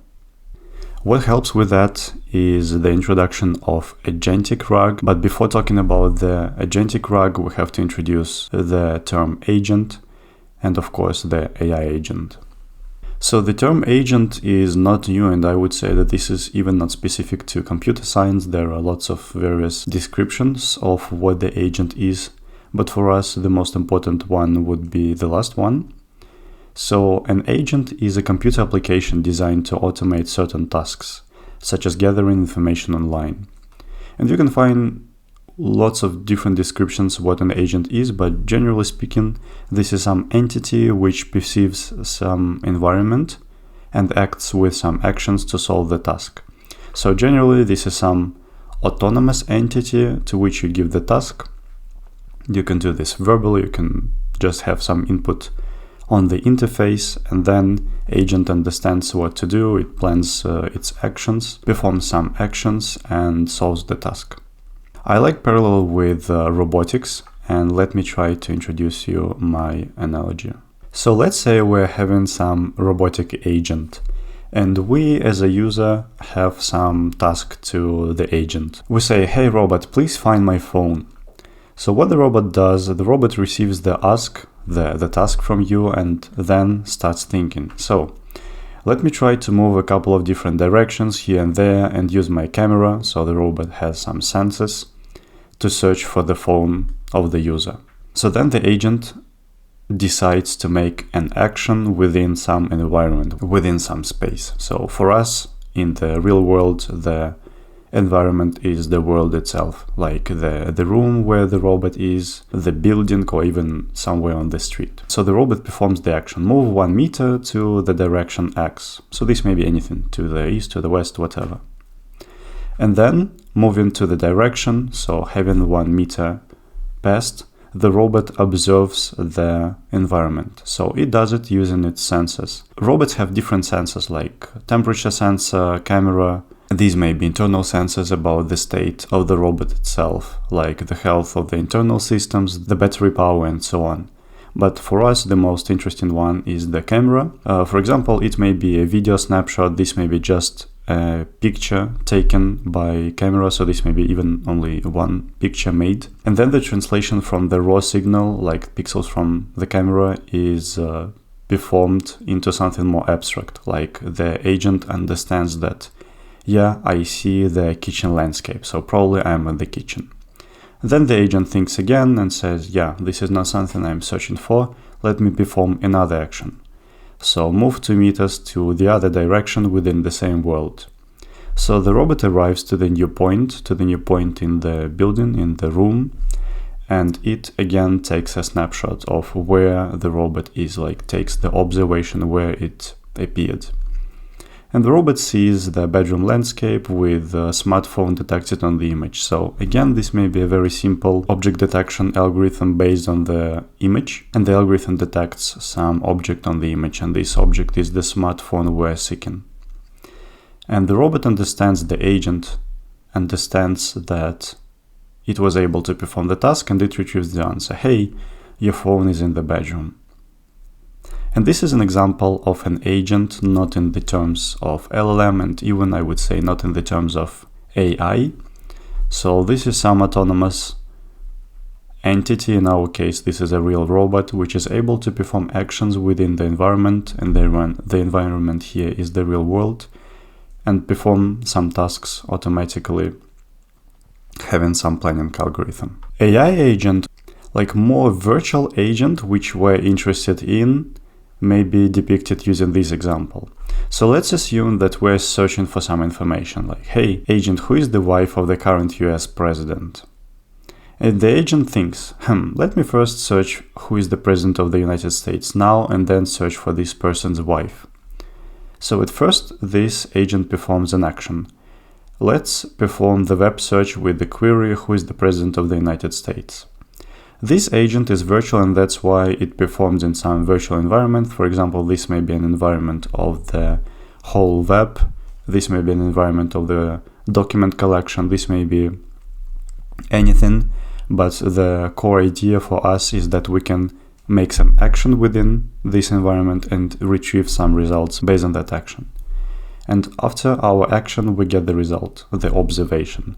The president of the United States is the following person. So the agent understands that we have the first part of the answer, now we have to find this person's wife. And the agent performs another search, I think in the web, with the query, who is the wife of Donald Trump as of 2025. And again, the web search retrieves the result. The wife of Donald Trump is Melania Trump. And then finally, the agent understands that, yes, I was able to solve the original user's question. Let me retrieve the answer. Hey, it's Melania Trump. And this agent, it's important to know that this agent may be even not LLM. This may be some classical algorithm to parse this question into several entities. For example, we know that there is a person, US president. We have to resolve who this person is actually. And we needed to find some object who is related to this president as the wife, with the wife relationship. So again, this may be done even without LLMs. There are lots of classical algorithms to perform this task, and that's why this may be even not AI agent. So this is some, again, autonomous entity which is able to plan its steps, perform the actions, observe the retrievals, the results, and then retrieve the final answer.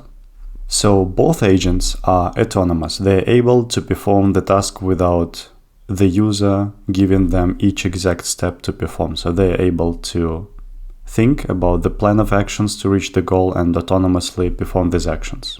Third point is that they use tools like search in the case of this agent and some actuators like engines, manipulators, whatever, so they may interact with the world with different tools. In this case, this may be some web search tool, document retrieval, calculator. This may be some cursor on the screen which the agent will be used to find something on the page, so various different tools. And finally, both agents are able to observe the environment. So they are not able to only make some actions within the environment, but they also somehow reflect what they're doing, where they are. So they get some feedback from the system. In case of this virtual agent, this is some result from the system. In case of robot, this is a bit more abstract, and they can take and observe various different features about the real world, like the temperature outside, who is standing in front of them, and so on. I like this analogy a lot because right now people confuse the agents with AI agents and especially with LLM agents, while the term agent existed long time ago, even before inventing of the large language models. And in most cases, again, according to my experience, this was about some autonomous things which are able to perform tasks either in the robotic area, like autonomous robots or autonomous cars, for example. And sometimes the agent term was frequently used with respect to some autonomous agents on the web, which collect information, which act as crawlers, for example. Bots as well may be named agents, and this was way before the LLMs, the first like large and well-known LLMs like ChatGPT, Llama, and others were invented. There are some other examples of the agents, and I like these ones. For example, virtual assistants like Siri, Alexa, and Google Assistant. Right now, of course, they are most likely powered by LLM, or at least with some combination of LLM and classical algorithms. But I would say 5 years ago or so, Most likely there were complicated systems but without much involvement of AI as we know it now. And this is a great example of agent which is able to listen to your input as a user, like your vocal input, then think about what they need to do in order to solve your task, like to find the song and play it out loud, and then they act and they query, for example, some music collection and play the song. Another great example are the chatbots. So again, several years ago, prior to the LLM boom, these were solved using very complicated trees, basically represented every situation within the conversation of a user and an agent, so like state machines. And this was again a great example of an agentic approach when the chatbot receives user's input and then tries to go through the tree of different combinations of conversations and understand what is actually your intention. And another example is, of course, NPCs in video games. I think it doesn't require any additional introduction, but these are also quite autonomous. They have some goal to help you or not to help you, and they can act with a couple of actions to fight for you or to fight against you, to heal you, and so on. To conclude with the introduction to the classical agent, I would highlight that the agent and AI agent is not the same. Agent and LLM agent is also not the same. We'll talk about AI agents and LLM agents a bit later. But generally, as a rule of thumb, I would say that the main aspect and the main quality of an agent is the autonomy. So some entity, some assistant, some program, software program, which is able to perform some actions autonomously is most likely what we call an agent. So having introduced agent, we can now switch to an AI agent. As you may guess, the main distinction between an agent and AI agent is AI under the hood. I will mostly talk about the AI agent specific to the Retrieval-Augmented Generation. But again, AI agents may be used for different purposes, not only RAG. I like several definitions. I will start from the one from the Hugging Faces course about agents. So here it is. An agent is a system that leverages an AI model to interact with its environment in order to achieve a user-defined objective. It combines reasoning, planning, and the execution of actions, often via external tools, to fulfill tasks. So you can see that the definition is very similar to the one we introduced for the agent, with the only difference that the under the hood brain is an AI model. There is another one from AWS, which I also like a lot. So what are AI agents? An artificial intelligence agent is a software program that can interact with its environment, collect data, and use the data to perform self-determined tasks to meet predetermined goals. So again, you can see some predetermined goal, AI as a core, software overall, like some entity, software entity, which interacts with environment, collects data, and uses the data to perform tasks.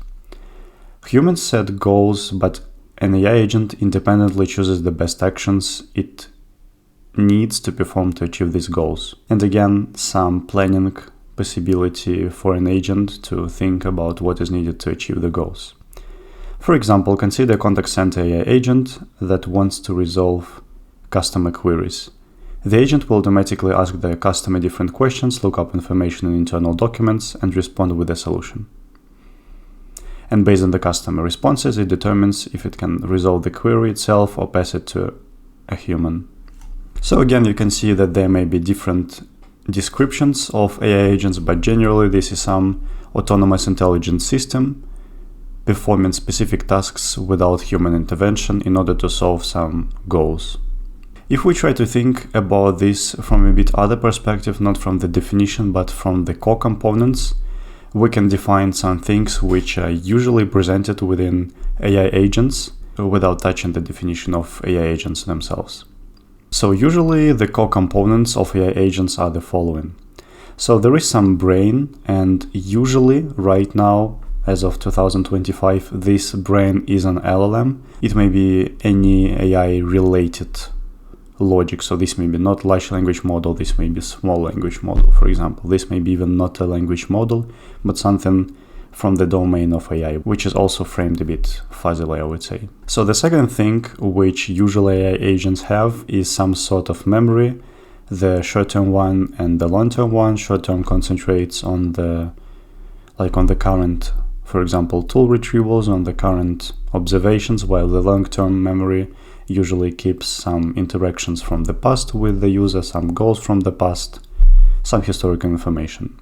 In terms of planning, sometimes this is involved directly into the LLM, so that the LLM, keeping the previous interaction and the history of the conversation, it has some idea of what to plan in the future in order to achieve the goal, but sometimes these are separate engines or separate entities which help to dissect the high-level task into small subtasks, like task decomposition, and help the AI agent to plan its steps.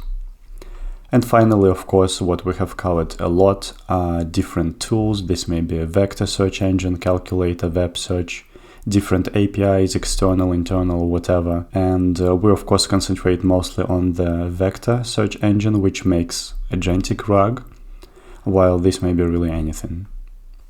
So I would say that right now, again, as of 2025, the AI agent is kind of equal to an LLM agent, because most likely in 99% of cases, the agent will be powered by some LLM, for example, GPT. So a classical example of an AI agent, of a modern AI agent, is the deep research, which was introduced by multiple companies like Perplexity, OpenAI. And the idea here is that you can ask some question which requires some investigation.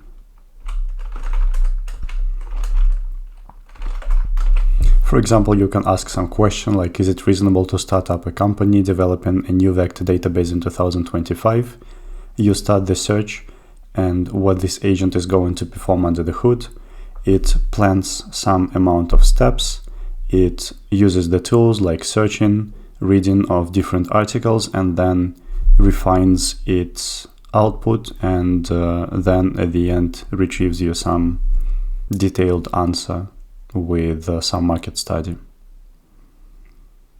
Another example of an agent powered by LLM may be a travel arrangement agent, which helps you to search for some tickets for the hotel, for the flight, in order to book some trip.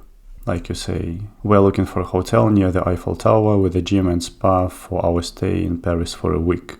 Okay, we're allowed to use some website connection. I think it uses API of Expedia. And yeah, this is right now the end of March 2025. It searches for something in April 2025, and it suggests me some options using the API of Expedia, maybe some web search. It also has checked with the current timestamp for which potential future time I'm seeking for. So yeah, all these so-called GPTs, I think, are classical LLM-based agents. As you may remember, it was quite difficult to say what exactly AI agent is, and it is easier to define AI agents from the core components they combine in themselves. But generally, I cannot say that there is any set-in-stone taxonomy or classification or recipe of how to build such AI agents. And there are different techniques to do so, and even the name of these approaches is not set in stone. So sometimes these are called techniques, sometimes paradigms for making agents, sometimes agentic patterns, sometimes frameworks. So I'm going to start with one, the most popular, the framework called React. And the idea of this framework is that it combines reason and acting, surprisingly, which are defined by the LLM. So how it looks like. The LLM does the following. It first thoughts, like given the query, what I have to do. And then it says I'm willing to act. I'm going to perform some search. I'm going to calculate something. Then it passes some query to the tool. For example, it sends to the calculator what is 2 times 3. And then it observes the result, like what is the retrieval from the tool. And finally, it thinks if it is able to retrieve the final result to the user, or repeat this react loop once again. And here is how it looks like. So there is an agent, again, in our case, this is an LLM. It thinks about what it has to do to solve the user task. It acts, and the environment retrieves some result. For example, this may be a web search, this may be a calculation, and then the agent repeats again the thoughts and makes an action again. And we're going to use React as our technique for Agentic RAG. So Agentic RAG, we're going to connect agents and the retrieval engine together. As I have mentioned, there are different names of how to create agents, and we're going to use the React technique. I would say that most likely this will be called a framework, but we have to not confuse this with a software framework. So this is not a library.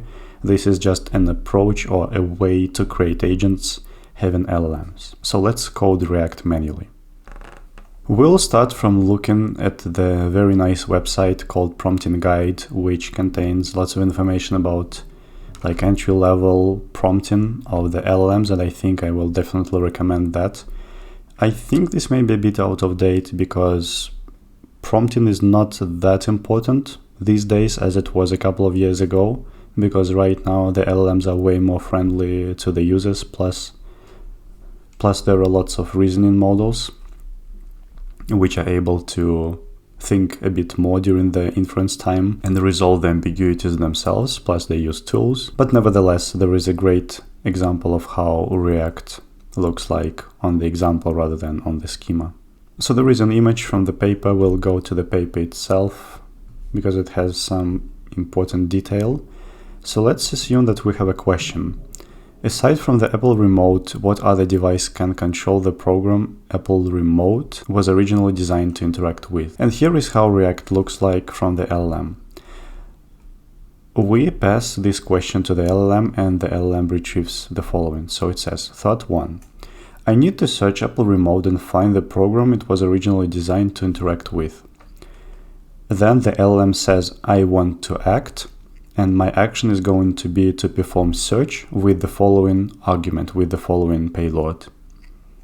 So this one is programmatically sent to the specific tool called search. And the search result is prompted back to the text. So it is called an observation. And here is the observation. The Apple Remote is a remote control introduced in October 2005 by Apple, originally designed to control the front row media center program. The LLM receives the results from the search and makes another loop of the React. So the thought 2. Apple Remote was originally designed to control the front row media center program. I need to search front row next and find what other device can control it. So it decides to search once again to perform an action of search with the following argument front row. And again, programmatically, this is parsed by a classical code. And we perform another search action and we paste the observation right back into the text. So the LLM sees the whole scratchpad, the whole thinking process, and it gets the observation too. Could not find front row, similar front row, seat to earth, front row motorsports, front row software. The LLM thinks further, like front row is not found, I need to search front row bracket software. It acts once again, it searches for the front row software and gets the observation. Front row is a discontinued media center software. And finally it thinks front row software is controlled by an Apple Remote or the keyboard function keys, so the answer is keyboard function keys. And it performs the final action with the specific code called finish, which is parsed by the program, by the software, and its argument is the actual result, which will be retrieved by the LLM. So having this all together, you ask the question, LLM performs a React button under the hood and then retrieves you the answer, keyboard function keys, which is, I think, the correct answer. So the idea is to dissect your answer, your direct answer, into multiple steps of thinking and acting, or reasoning and acting, using different separate tools. You can use as many as you want as soon as the model is able to do so. And this is why the approach called React, so it may reason and act accordingly. So let's code the React. The first function we need is the retrieval part. So let's assume that we get the query, we make some prints, we perform the similarity search, and then we form the retrieved documents as string as previously. So here is how it looks like. What are the new features presented in GPT 4.5? Answer shortly. So it is going to query with this one, it's going to retrieve the results, and the retrieval from the function itself will be the string, like the string, document source, and I think the document text itself, document content.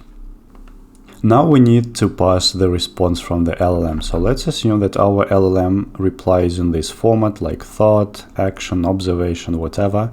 We have to now parse the tool name and the arguments for these tools. So we have two cases actually here. So the answer looking like that, thought, some internal thought process, and action tool name with its arguments. And the other option will be thought, which may be similar, and the action finish with some final response. We do not expect from the LLM to retrieve observation, because observation is something we can concatenate to the string, because this is what we retrieve from some tool. So this is some code to actually parse the results. This is not very sophisticated. This just checks for the action and then parses its argument, because we rely that the model will be able to fulfill this kind of contract, to fulfill this format. While of course this is not guaranteed, and there are specific tools and approaches to make sure your LLM is able to do so. But actually, again, this is not a problem for current LLMs. This may be a problem, this might be a problem a couple of years ago, but right now they are pretty well behaving with the format, so not a big deal for us. And let's see how it works. So let's assume that we get some response from the LLM.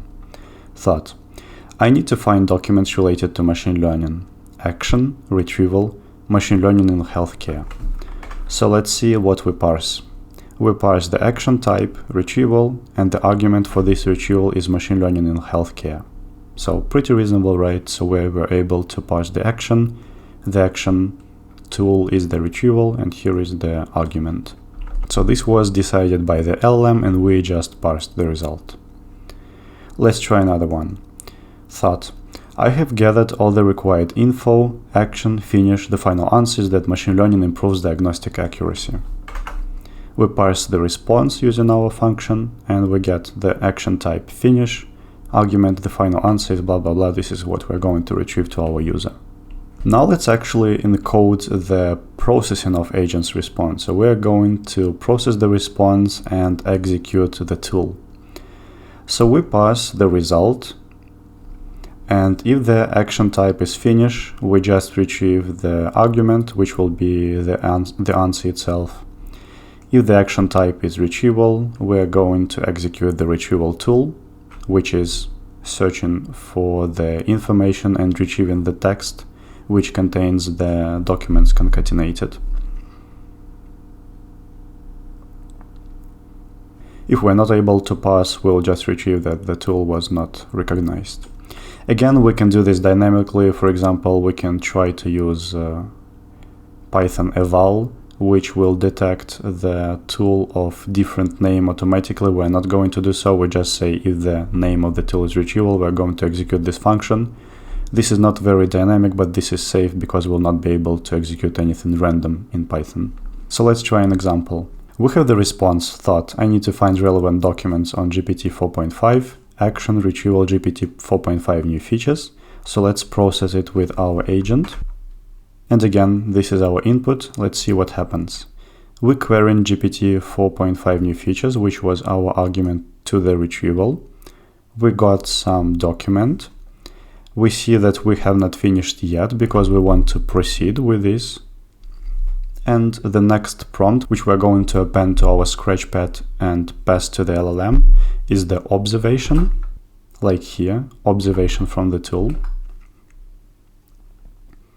document content, blah, blah, blah, document source, GPT 4.5. Let's try another one. Here is our response finish. I've given it all necessary information, and this is the final answer. Let's see what our agent does. The agent says that it has finished, so the finished Boolean parameter is true, and the final answer is this one. The GPT 4.5 is better than GPT-4 by 0.5. Reasonable, right? And now let's actually use the LLM. So we'll have a more sophisticated prompt here. You're a helpful AI agent specialized in question answering. Here is the original user's query, and here is our query placeholder. You have access to the retrieval tool, this is the name, which can search over several recent documents about AI and also some other users' documents. So papers about AI plus my document. When given a query, decide whether you need to retrieve additional documents. If you require more context, respond with an action instruction in the exact format. Thought, your thoughts, action, retrieval, your retrieval query. In the same way as we have experimented above. Otherwise, when you have enough information, provide a final answer in the format thought, action, finish, final answer. Below is your workplace. By the workplace, I mean something like a scratch pad when the model is able to see the whole history of its thoughts and retrievals from the tools. So we'll make this accumulated. So we'll have thought action, then we append observation, then LLM generates thought action, then we append observation. So all this is visible to the LLM. And again, this may be done differently. This may be summarized. This may be kept only last couple of thoughts, for example. But I think in the classical React, everything you have will be just passed to the LLM to every new iteration of the loop. And finally, the agent call. So we have the system prompt. We format the prompt with the original query of the user with the React accumulated. So this is what we're going to update every loop. And then we just execute our LLM call. And we can print the prompt for the couple of first examples. So let's call with a query, what's in my YouTube video about casual? The React accumulated at the beginning is empty, and let's see what is going to happen. Let's look at this one. So we print the prompt, and this prompt is formatted with the values we passed to it. So you're a helpful AI agent. Here is the user's query. This is our query. And here is the description of the format. Below is your workplace. The workplace, as you may see, is empty because we have defined this as empty. There were no loops prior to this step. And let's see what was the response. What was the response from the model? So here is our prompt, which is passed to the model, and here is its response. Thought. I don't have direct access to the user script about casual, nor I have contextual information about the contents of that script. To adequately respond to the query, I need to retrieve specific documents that could provide insight into what a typical script about casual might contain or focus on. Action, retrieval, casual YouTube script overview.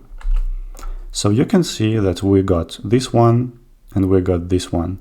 Now we have to programmatically invoke the search with the following argument and get the observation. So this is what we're going to do. And for the testing purposes, let's simulate this situation when we are going to have this thought and action, while the observation will be that no document found. So this is how it will look like, again in the same format as we expect. And we are going to pass it to the LLM. Our original query is the same, we're not going to change it. And the React accumulated is this accumulated conversation. And let's see what the LLM says. And again, I print the prompt. So you're a helpful AI agent. Here is the original query. And here is the workplace, because the LLM has already some previous steps accumulated and they're visible for the model. And this is what it generates, thought. Since I couldn't find any relevant documents in the previous retrieval attempt, I need to change the retrieval query to explore different sources or documents or document types that may discuss Kedro's features, usage, or general information that could help in constructing a YouTube script about it. Action retrieval Kedro framework overview, and it will probably do this multiple times until it reaches some ceiling with state, like no more than 5 loops are allowed. And if we simulate the same example, but in the case when we have some document and we parse the results of this document, this of course will generate some more meaningful answer with the contents of the document. So let's remove this printing and we'll be able to actually finally implement the loop, because as you may remember, this is going to happen in the loop, third 1, third 2, third 3, and so on. This is very well depicted here, so we can iterate through our thoughts and actions and observation multiple times. And finally, the React loop. So we say that the max amount of iterations will be 5, and this is again in case we are going to stuck in the loop. So it basically orchestrates the loop all together, what we have discussed previously. So it does the following. It starts with the initial query, and it updates the accumulated workplace by appending the agent response, which is thought and action. And then after parsing the observation from the tool, it appends the observation itself. There is just a loop when we execute the agent, then we append the agent's response to the React accumulated, we process the results, so this may be an execution of a tool, or this may be a final answer, and if this is a final answer, we retrieve that, else we update the React and try again. It's better to see. So let's try the first one. We say the maximum amount of iterations is 5, and our question is what are rainbow colors?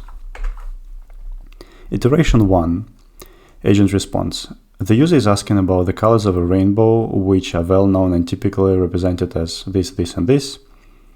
I have sufficient information to provide a complete answer without needing to retrieve any additional documents. Action, finish, the colors. And we can see that the final answer is the following. So the agent, the AI agent, the LLM agent was able to reason about the fact that it doesn't need any tool and it is able to perform the query immediately and do not spend time computation resources on the additional steps. It dynamically reduced the amount of computation and retrieve the results. Let's try another one, the one we played with. What's in my YouTube script about Kedro? So iteration 1, agent response.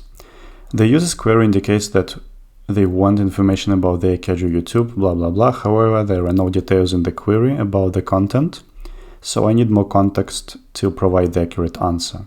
Action, retrieval, YouTube script about Kedro. Then we're querying with the YouTube script about Kedro, and here is the list of the retrieved documents. This is done using our retrieval function, and we can see that the right document is found. Yeah, so this one. And the updated workplace will be the following. So this is the first thought, this is the first action, and this is the whole observation we get. Document source, document content, dive into the power of Kedro MLflow plugin. In this video, we'll explore how combining these frameworks can resolve the reproducibility challenges that often plague modern ML solutions. And here we have all the chapters from the video, and everything will be pasted into the LLM. Iteration 2. So this was whole passed to the LLM. Iteration 2 says the following. The retrieval provided a detailed overview of the YouTube script, blah, blah, blah, action, finish, and here is the answer which we'll get at the end. The YouTube script about Kedro focuses on Kedro MLflow plugin, highlighting its integration for pipeline management, experiment tracking, and so on and so forth. So you see that within 2 iterations, the AI agent was able to query the vector database and generate the answer. It was able not to do that, but because it didn't have enough information at the beginning, it decided to perform the action and then retrieve the result. Let's try another example. So what are the features of the new GPT 4.5 model? So the first thought, I need to gather the latest information about the features of the GPT 4.5 as I don't have currently this specific data. As you may remember, the model has the knowledge cutoff. And the user asks details about how a newer version of the model differs from the others. So it performs the action retrieval features of GPT 4.5. We're actually querying this, and the updated workplace contains the information about the paper, it is large. And during the iteration 2, it says it has gathered enough information, and the action is to finish with the following answer. The GPT 4.5 boasts several key features: improved performance, natural interactions, enhanced emotional intelligence, reduced hallucinations, and others. This is great to be able to write this code yourself, and this was extremely helpful to me to understand better the nitty-gritty details about the React framework, and I hope this was helpful for you as well. But of course, in the production cases, nobody uses this self-written stuff, and the React agents are usually used out of the box. So let's try to rewrite the same idea into the React from LangChain. Again, it doesn't lock us to use LangChain everywhere, but the React agent from there is pretty helpful. The link to the tutorial is given, so please reuse it. I think it's a fresh one. Yeah, it's not from 0.1, so this is up to date. So let's see if our LLM is still alive. Yeah, it has the knowledge cutoff, always changing. Let's see if it changes its mind. No, it doesn't change its mind, but the knowledge cutoff exists. So what do? We transform our vector store, which we dealt with, to the retriever. Retriever is a specific abstraction from LangChain. We don't have to dive into the details, but this is a specific class from LangChain which abstracts some of the methods. And let's say that we're always going to use the hard-coded k equal to 1, so this means that we're going to retrieve only one result at a time. So we convert our vector store into the retriever. Secondly, we're going to convert retriever into a tool so that the tool may be used by some LLM. And to create a tool, we have to define a couple of parameters. So first we have to give it a name. Let's call it local document retriever, and the description. Tool which can perform semantic search over several recent documents about AI and also some users' documents. To query, provide a sentence with the meaning of a document you expect to find.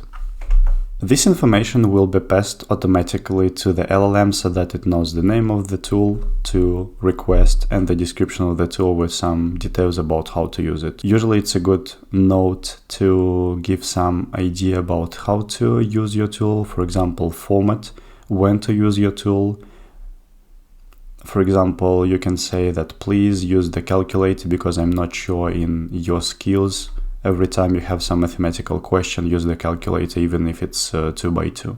So we see the object from LangChain, its tool, here is its name, the description, and we can see several other things. This is the function which invokes the retriever, and under the hood it invokes the search over the documents.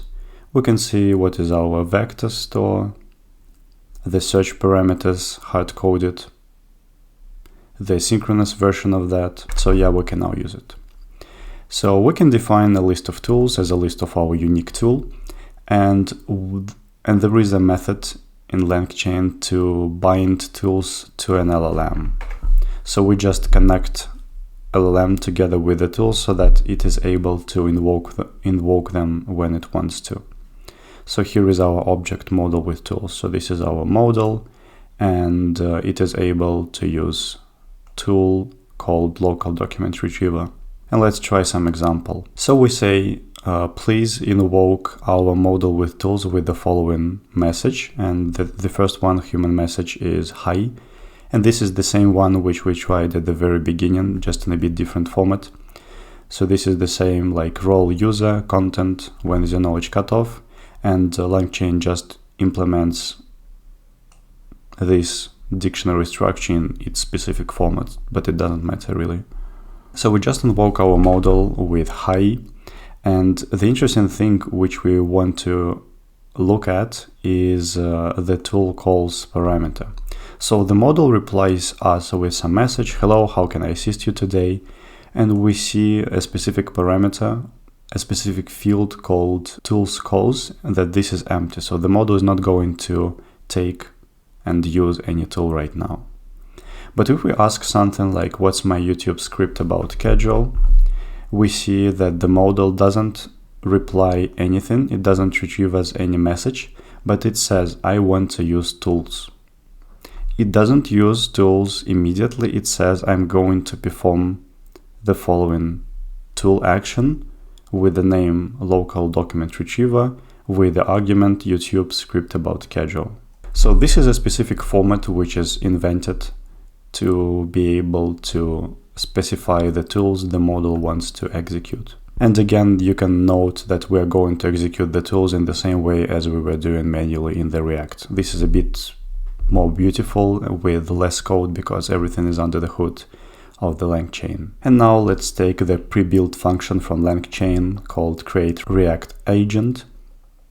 Previously in the old versions of the LangChain, you were able even to find the prompt, which was quite similar to mine. Right now, I think I will not be able to find the exact code, but nevertheless, the idea is the same, that you are creating an agent which is able to think, act, and observe. So we pass only the model because this is the interface, and we pass the tools as an additional object, and this will be binded under the hood. So yeah, you can see that this binds the tools in the same way as we did ourselves.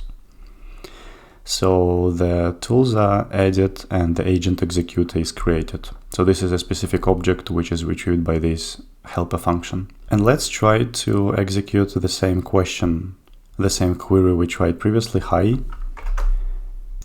So this invocation retrieves in a bit different format both messages from the conversation.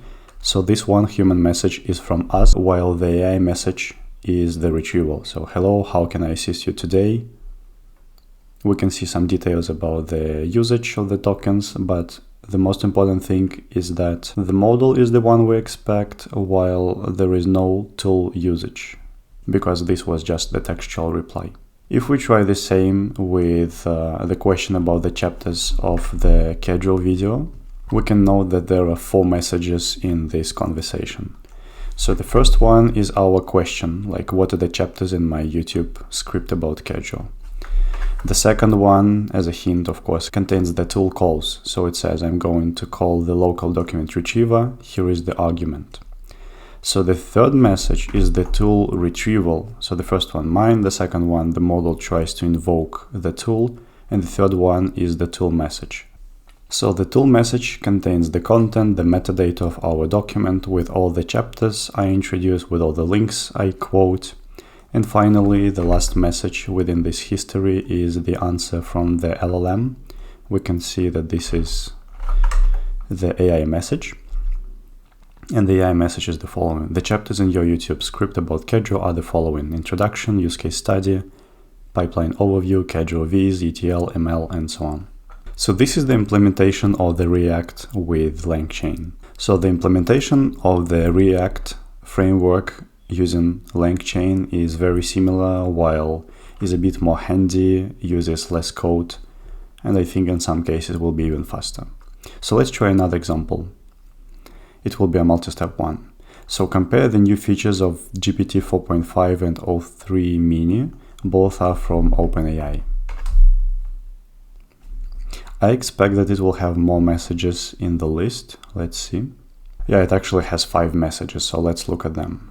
The first one will be my question. The second one is the invocation, but 2 times. So local document retriever, features of GPT 4.5 compared to earlier versions like GPT-4. And another invocation, local document retriever, features of OpenAI o3 Mini. So surprisingly, the LLM decided to invoke the retriever twice, and this is how it frames its request. So let's see the response of the message 2. We see that this is a tool message, and it retrieved the GPT 4.5 paper. And the third message, the next one in our history, is also a tool message, but about the o3 Mini. So the AI decided to invoke the retriever twice. We didn't say to do it twice. And both times we received the correct document. And let's see if it was able to combine 2 documents together into some specific answer. Here is a comparative review of the new features of GPT 4.5 and o3 Mini based on the recent documents from OpenAI. And by the way, this is the message from AI, so this is not the exact phrase from any of the documents. So scaling knowledge and reasoning, enhancements in unsupervised learning, capacity and reliability, and for the all three features, optimize STEM reasoning, develop focused features, and so on and so forth. So summary, GPT 4.5 focuses on enhancing natural conversation, broad knowledge acquisition, emotional intelligence, while O3 Mini is more helpful with STEM and supports high-speed reasoning. So there are some details about the implementation of the React framework in LangChain. This is not exactly according to the paper which we talked about. It has some differences which may be useful for some solutions, but for our it doesn't matter anyhow. And of course, React is not the only way of implementing agents. I have already mentioned that there is no de facto standard on how to do so, and even so I would say that there is no good definition or final definition of the agent. For example, Agentic RAG and so on. Everyone understands what is that, but there is no set in stone definition. Another interesting approach, which is a bit more helpful with fixing errors or reflection during the execution, is the approach called reflection. So basically its main idea is that it improves the React while utilizing more feedback loops within the approach. So if your problem is maybe more fact-based and you have to be extremely precise with the factuality of your answers, maybe reflection is a bit more suitable to you rather than the classical React. And of course, I'm going to quote Andrei Karpathy and his detailed explanation of how the tools are used in large model providers like OpenAI, about how the specific tokens are generated. So please take a look. I definitely recommend that. Before moving to the last chapter in our tutorial, I want to think a bit out loud about the agents in the RAG systems. So as you may see, according to what we have implemented on the example of the React framework, the dynamic decision making is the key. So the agent is able to decide if it needs to query something, if it needs to query the retrieval multiple times. This was not available with the fixed chains, which we have tried at the very beginning, when the retrieval is frozen together with the LLM with no way to decide if it needs so or not. Another great achievement of the Agentic RAG is the ability to make some multi-step reasoning, for example, to get some information, reason, and proceed with the next steps, as we have discussed. So the Agentic component can break down a query into subtasks, for example, iteratively refining the usage of the tools and generation process. So for example, we can build agents which are able to first search, then retrieve, then calculate, further and further. On the example of the reflection paper, you can check it in a bit more details. You're able to create proper, helpful feedback loops when an AI agent can monitor the quality of generated answers and iterate on its retrieval strategy, effectively reducing hallucinations and improving factual accuracy. Again, this is not that huge problem as it was 2-3 years ago when these papers were introduced. And now the models are way more accurate with facts and less prone to hallucinations, but of course they still happen. So for example, in the reflection, you can perform some search, then return back and do something again. This may sound not that fascinating right now as of 2025, but when these papers were introduced in 2022, for example, this was a huge leap, and this helped to make the LLMs, which were extremely prone to hallucinations and they were completely non-factual. So this helped to treat this problem and to make them dynamic and at the same time factual in terms of the database you used together with your LLMs. And the difference between the traditional RAG and the Agentic RAG on the example of React, if you wish, it was really huge at that time, because you can see that we can reason and plan the detailed execution of different tool invocations, and this was not available prior to this paper. It gave a huge boost in the metrics at that time. There is a relatively old paper which tries to think in an abstract way about the components of the LLM agents in terms of how they plan, and they distinct several interesting components or the taxonomy of an LLM agent. So let me just name them. So the first one is the reflection. It's kind of the ability to always return back and to check the correctness of your previous steps and think if you are able to proceed and continue, or you have to return back and do something in the other way. So there are quite a lot of different options. For example, the reflection, which we have already mentioned briefly. Another important component is the memory. We are not going to touch this in our examples, and the memory we have implemented in our example was just the scratch pad when the LLM has the access to the whole conversation it has with itself and the tools like thought, action, observation, thought, action, observation.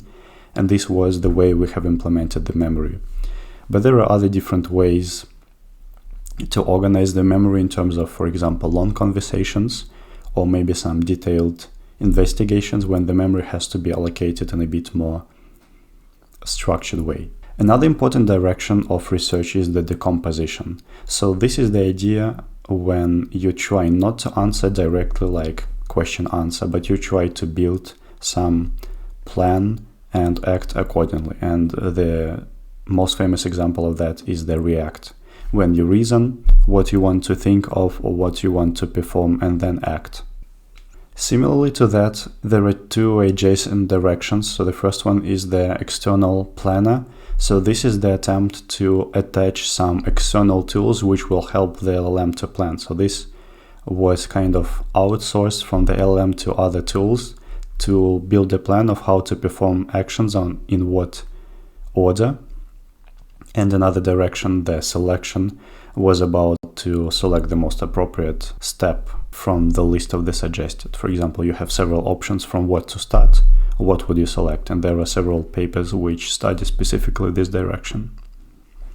And last but not least, we're going to talk about the multi-agent setup.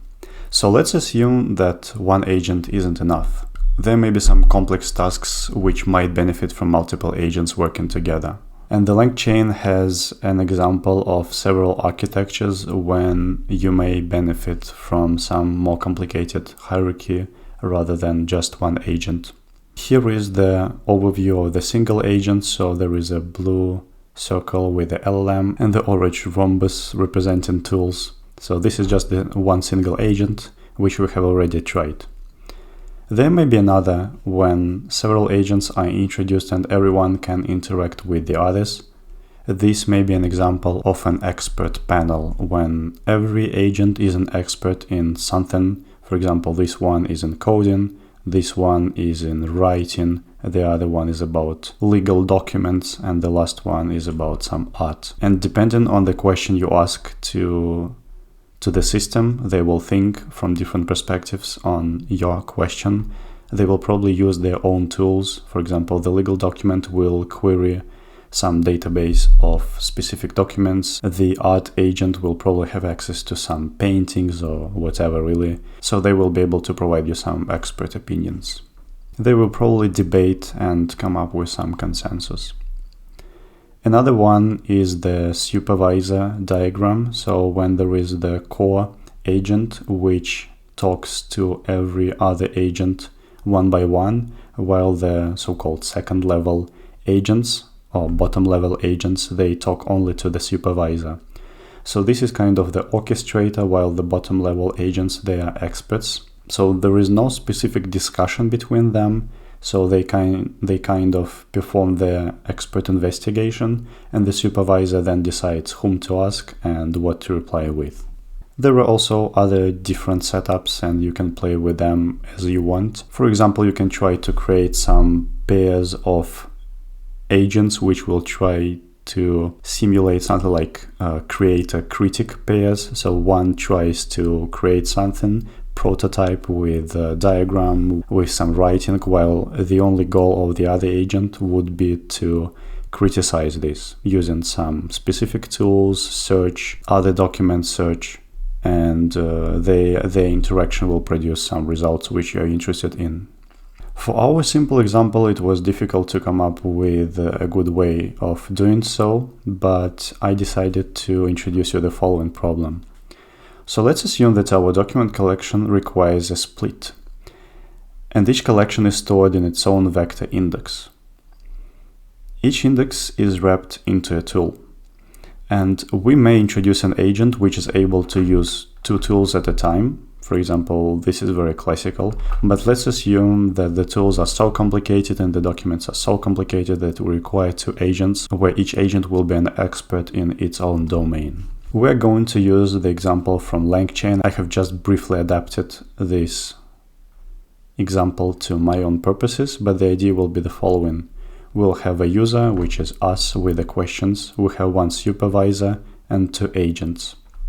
So I have loaded the scripts of all the other videos I have already released about the calculus.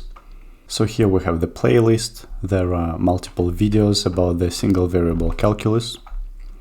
And I have just copied the descriptions under the video into separate TXT files in the same way I did for the video about KGML flow. So the only difference is that this one is kind of a general purpose video I have, and I will keep it in the documents folder, while these ones will be only about calculus. So we read these documents using the function we introduced at the very beginning of this video. We encode them as documents and we create another index with another database. This will take less time because the documents are smaller. So right now we have two vector databases, one for general purpose documents and the other one for the calculus scripts. We perform the same actions we did previously. So we make a retriever from the calculus vector store and we make a tool. So the name of the tool will be local calculus document retriever tool, which can perform semantic search only over descriptions of my calculus videos on YouTube. To query, provide a sentence with the meaning of a document you expect to find. And it's very important to use precise terms related to calculus, because mostly these descriptions consist of some keywords and terms very specific to math and not widely used anywhere else. So the tool is created. And now let's generate the multi-agent setup. So at first we define all our members. The members of our graph will be the following. There will be the common document retriever and the calculus document retriever. And there will be three potential options to select from, I will later show. And there will be a router. So the router selects where to go. In our case, there are two agents. And the three options are the following. So we can go to the retriever, we can go to the calculus retriever, and we can finish. So one agent, two agent, and the other one option will be end. And there will be a supervisor, the supervisor which kind of orchestrates all these actions. Let's see its prompt. You are a supervisor tasked with managing a conversation between the following workers, and we paste the workers we have. Given the following user request, respond with the worker to act next. So basically it just selects the one which is going to act next. Each worker will perform a task and respond with their results and status. When finished, respond with finish. So we create the class router, which selects the next performer, the next option, and we have three options. So the options is the literal, which may be only one of three values. And let's see how router works. So in order to create a router output, we attach it to the LLM. Generally, LLM replies with some open-ended text, as you know, and we just say, please output in a structured way using this class. So this class contains only one field called next, which may be one of three values. And let's simulate one execution. So I probably have to query calculus database. It will reply next calculus document retriever. So as we expected, We inherit router from type dictionary, and it has the key next, and its value may be 3 unique values, these ones. Let's try another one.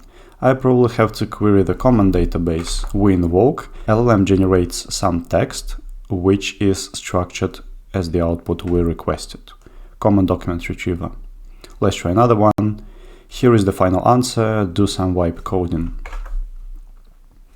The next option to select is finish. So we have implemented the supervisor, which acts as a router between agent 1, agent 2, and the end node. And let's finally call the supervisor node, which retrieves the command, which is an abstraction from the LangChain. So basically it gets the following things. It gets the system prompt, which is this one about the router. It gets the current state for the supervisor, and supervisor gets the access to the whole kind of messages stack, the whole conversation of the supervisor with the agents. And it generates the output in the same way we have tried here, like one of the 3 options: Chroma document retriever, calculus document retriever, and then we just select the action according to the LangGraph requirements. So here is the supervisor node. Now we're going to create 2 agents, one for the document retrieval and the other one for calculus document retriever. So we're going to use the same function. You may remember this create agent react function we used for the single agent setup. So we pass it the LLM, the list of tools. The only tool we're going to use is the retrieval tool, and we give it some prompt. You're an expert in a semantic search over various kind of articles about AI and other documents, including even generic YouTube video descriptions. And we say that the document node in the graph will be able to reply only with the supervisor, because this agent is able to return back only to the supervisor, not to anybody else. It's not able to talk to any other agent. It's not able to go anywhere. It is always retrieving to the supervisor, and it invokes the document agent. So the document agent receives some state, and the whole state is passed to the document agent. The document agent at its turn will be able to use the retrieval tool. So this agent uses the retrieval tool, and the results are given to the supervisor. And we do the same stuff for the calculus document, and its prompt is the following. You're an expert in a semantic search over YouTube video descriptions about calculus. So we just see what these document agents retrieve, and we just take the last message and say that this is their result. You may remember that we were doing the same here. So we take the last message and see its content, and this is the reply from the agent. And in the multi-step example we did the same. So you may remember we got 5 messages because they retrieve the whole history, the whole conversation, and the last one will contain the actual answer. And we have the same with the multi-agent setup. So each agent retrieves the final message. It says, I am the retriever, here is the last message, and I send this to the supervisor, because agents, they talk only to the supervisor. And let's finally depict the agent diagram. So we start with some query and we go to the supervisor, and the supervisor may decide whom to talk to, because the supervisor is at the same time a router. And this is how it decides whom to talk to. Who is the next? The calculus document retriever, the common document retriever, or we're going to finish. So this is how the supervisor talks to everyone. At the same time, if there is a message to the common document retriever, what it does, it takes the messages which the supervisor sent to the common document retriever. It performs the document agent invocation, which may use the retrieval tool, may not use it, may reply directly. And the document node retrieves the last message from the history, from the conversation, from its conversation to the supervisor. Supervisor then sees the result from the common document retriever and says, okay, I have enough information, let's end. This is another option which the supervisor has to finish the conversation. And this is how it looks like. So let's try to execute something. So let's say we have the graph. Here is our graph of these nodes, of these two agents and the supervisor. And we say what topics are covered in my, I see that this is my video, about sequence convergence. The output of this will not be very beautiful, and that's why we're going to use LangSmith. In order to use LangSmith, you have to define several environment variables, including your API key. This is for free to try, so we'll be able to use the UI to look at this in more details. This is my UI, so let's look at the LangGraph execution. This will be large. You can see that this took almost 7 seconds. Yeah, 6.5 seconds with some amount of tokens spent. Let's see what we have. First, the supervisor sees what topics are covered in my video, and it outputs in a structured way, very important, that we're going next to the calculus document retriever. We can look at the details of the supervisor, that there was a system message. So you remember that our supervisor has the system message first, this one system, and then only messages. Then we have the human message, what are the topics covered, and here is the output. And there is the JSON output parser. This is just the way OpenAI retrieves the structured output. So the supervisor decided to go to the calculus document retriever. Let's go to that. So the second step in our multi-agent workflow is the calculus document retriever. We can look without details what was the input. The input was the same, what topics are covered in my video about sequence convergence. And we see the result was the following. Your video on sequence convergence covers the following topics, and here is the comprehensive coverage. And this is very important. This is already a process document from the agent. You can see that the agent performed its execution, its search over the vector database, and then structure the output in the way it wants to pass it to the supervisor. So the supervisor doesn't consume the raw results from the retrieval. The agent one, in our case the calculus document retriever, decides itself what to do and only then answers to the supervisor. So this agent is quite autonomous on itself. So it replies with this passage. And as you may remember, the only go-to for the calculus document retriever is the supervisor. There is nobody else connected to this agent. And then finally we appear the supervisor. The supervisor, as you may remember, has the whole context.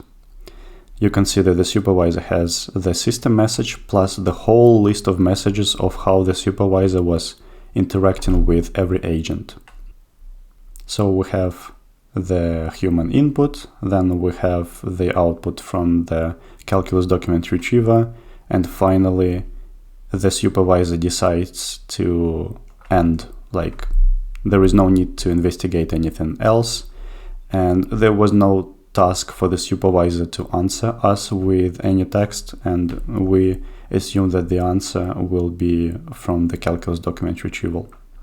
And yeah, if we look at the details, the structured output from the OpenAI was next finish, and this is what we expect for the router to select when we have the final answer. And the final answer selected is this one. We can look at the same result in the textual format. So as I have already mentioned, the last element will be the supervisor says that it is the end. So the one before the last will be the actual answer we got from one of the tools or one of the agents we're executing from the supervisor. And here it is. And let's look at the other example. So let's compare the number of chapters in my video about KGML flow and the calculus video about infinite sequences. So in the LangGraph, we can see the following. So the supervisor says, let's go to the common document retriever, which retrieves the document, I suppose, Yeah, for some reason it does the retrieval twice, but it is able to find the correct document, which is tackling the ML reproducibility course. So it replies with the following. The video about KGML flow contains 12 chapters.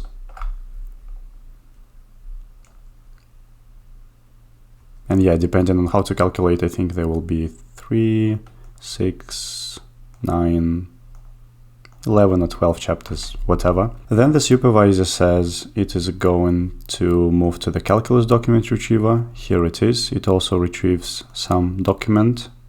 And I think it found the wrong document actually about the numerical sequences, while I was asking, I think, about infinite sequences.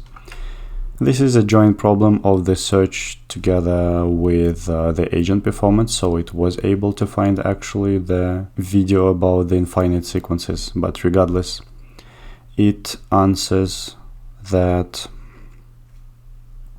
after the retrieval, the video about KGML flow contains 12 chapters. It is passed to its prompt, and the answer will be the calculus video about infinite sequences does not specify a formal number of chapters, but it includes several defined segments. Here they are. These are not from the correct document, but there are actually some chapters, and it says there are 7 distinct sections. And finally, the answer is that it has less sections than the KGML flow video. So the idea of this multi-agent workflow would be the following. And then the supervisor says, I'm done. Let's switch to the end node. And we can see this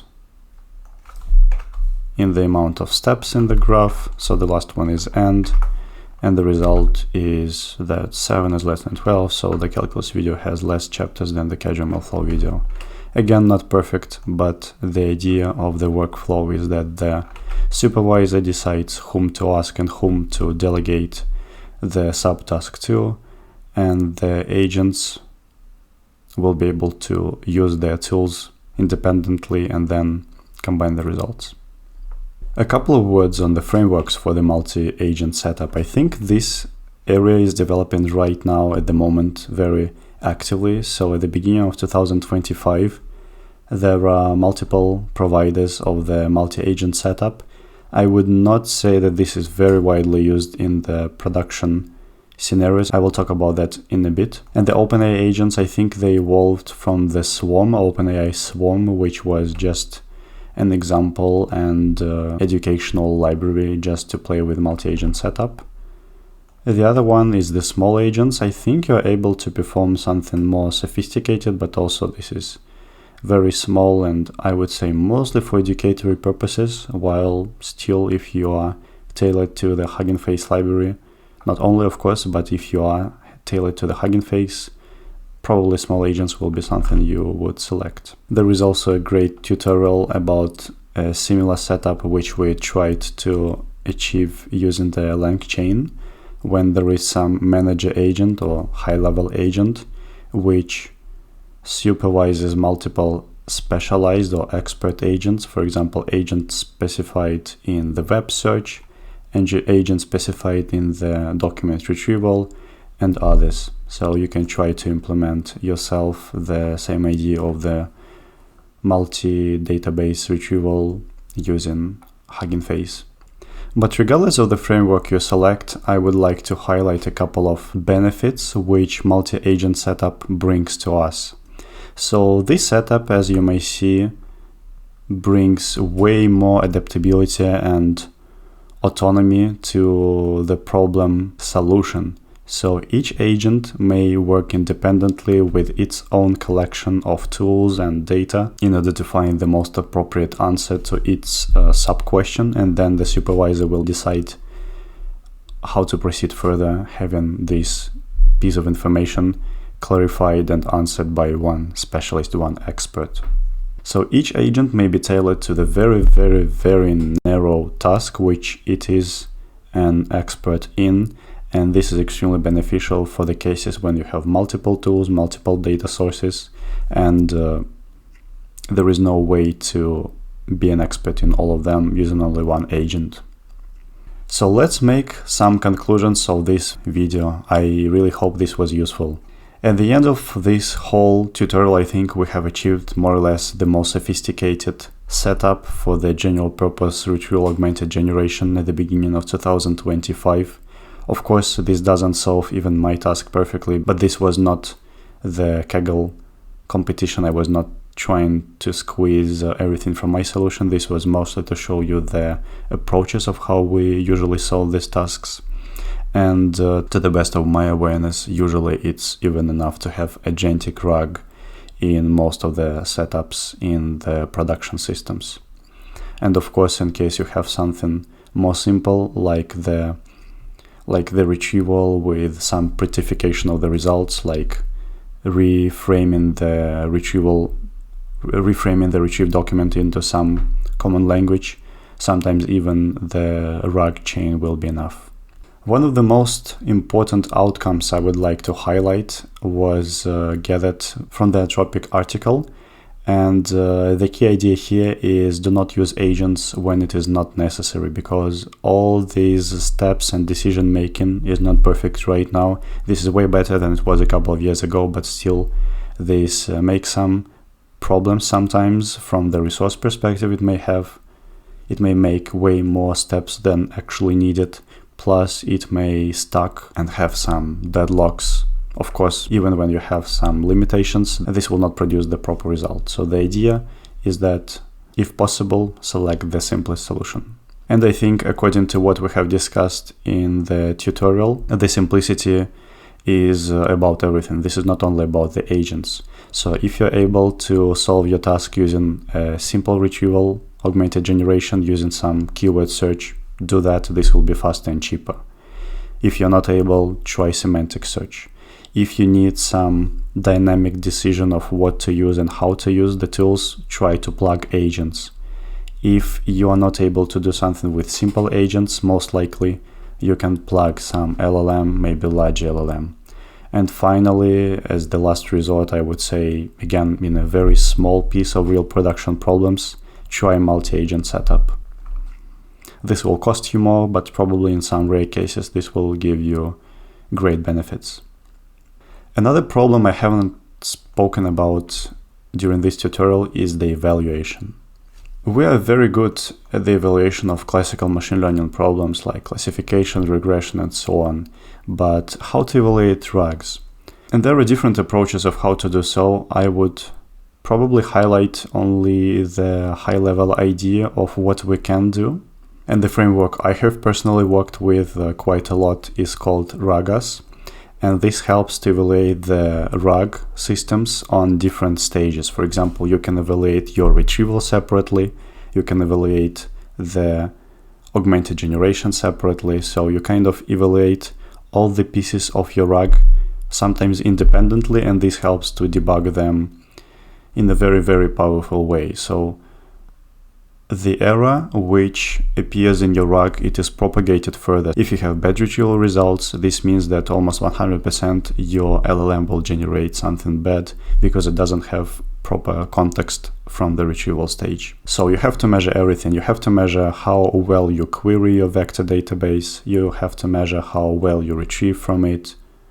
You have to measure the factfulness, the faithfulness, and so on. There are lots of great metrics from the RAGAS. You can plug them quite easily, and using your RAG systems, having some piece of annotated data.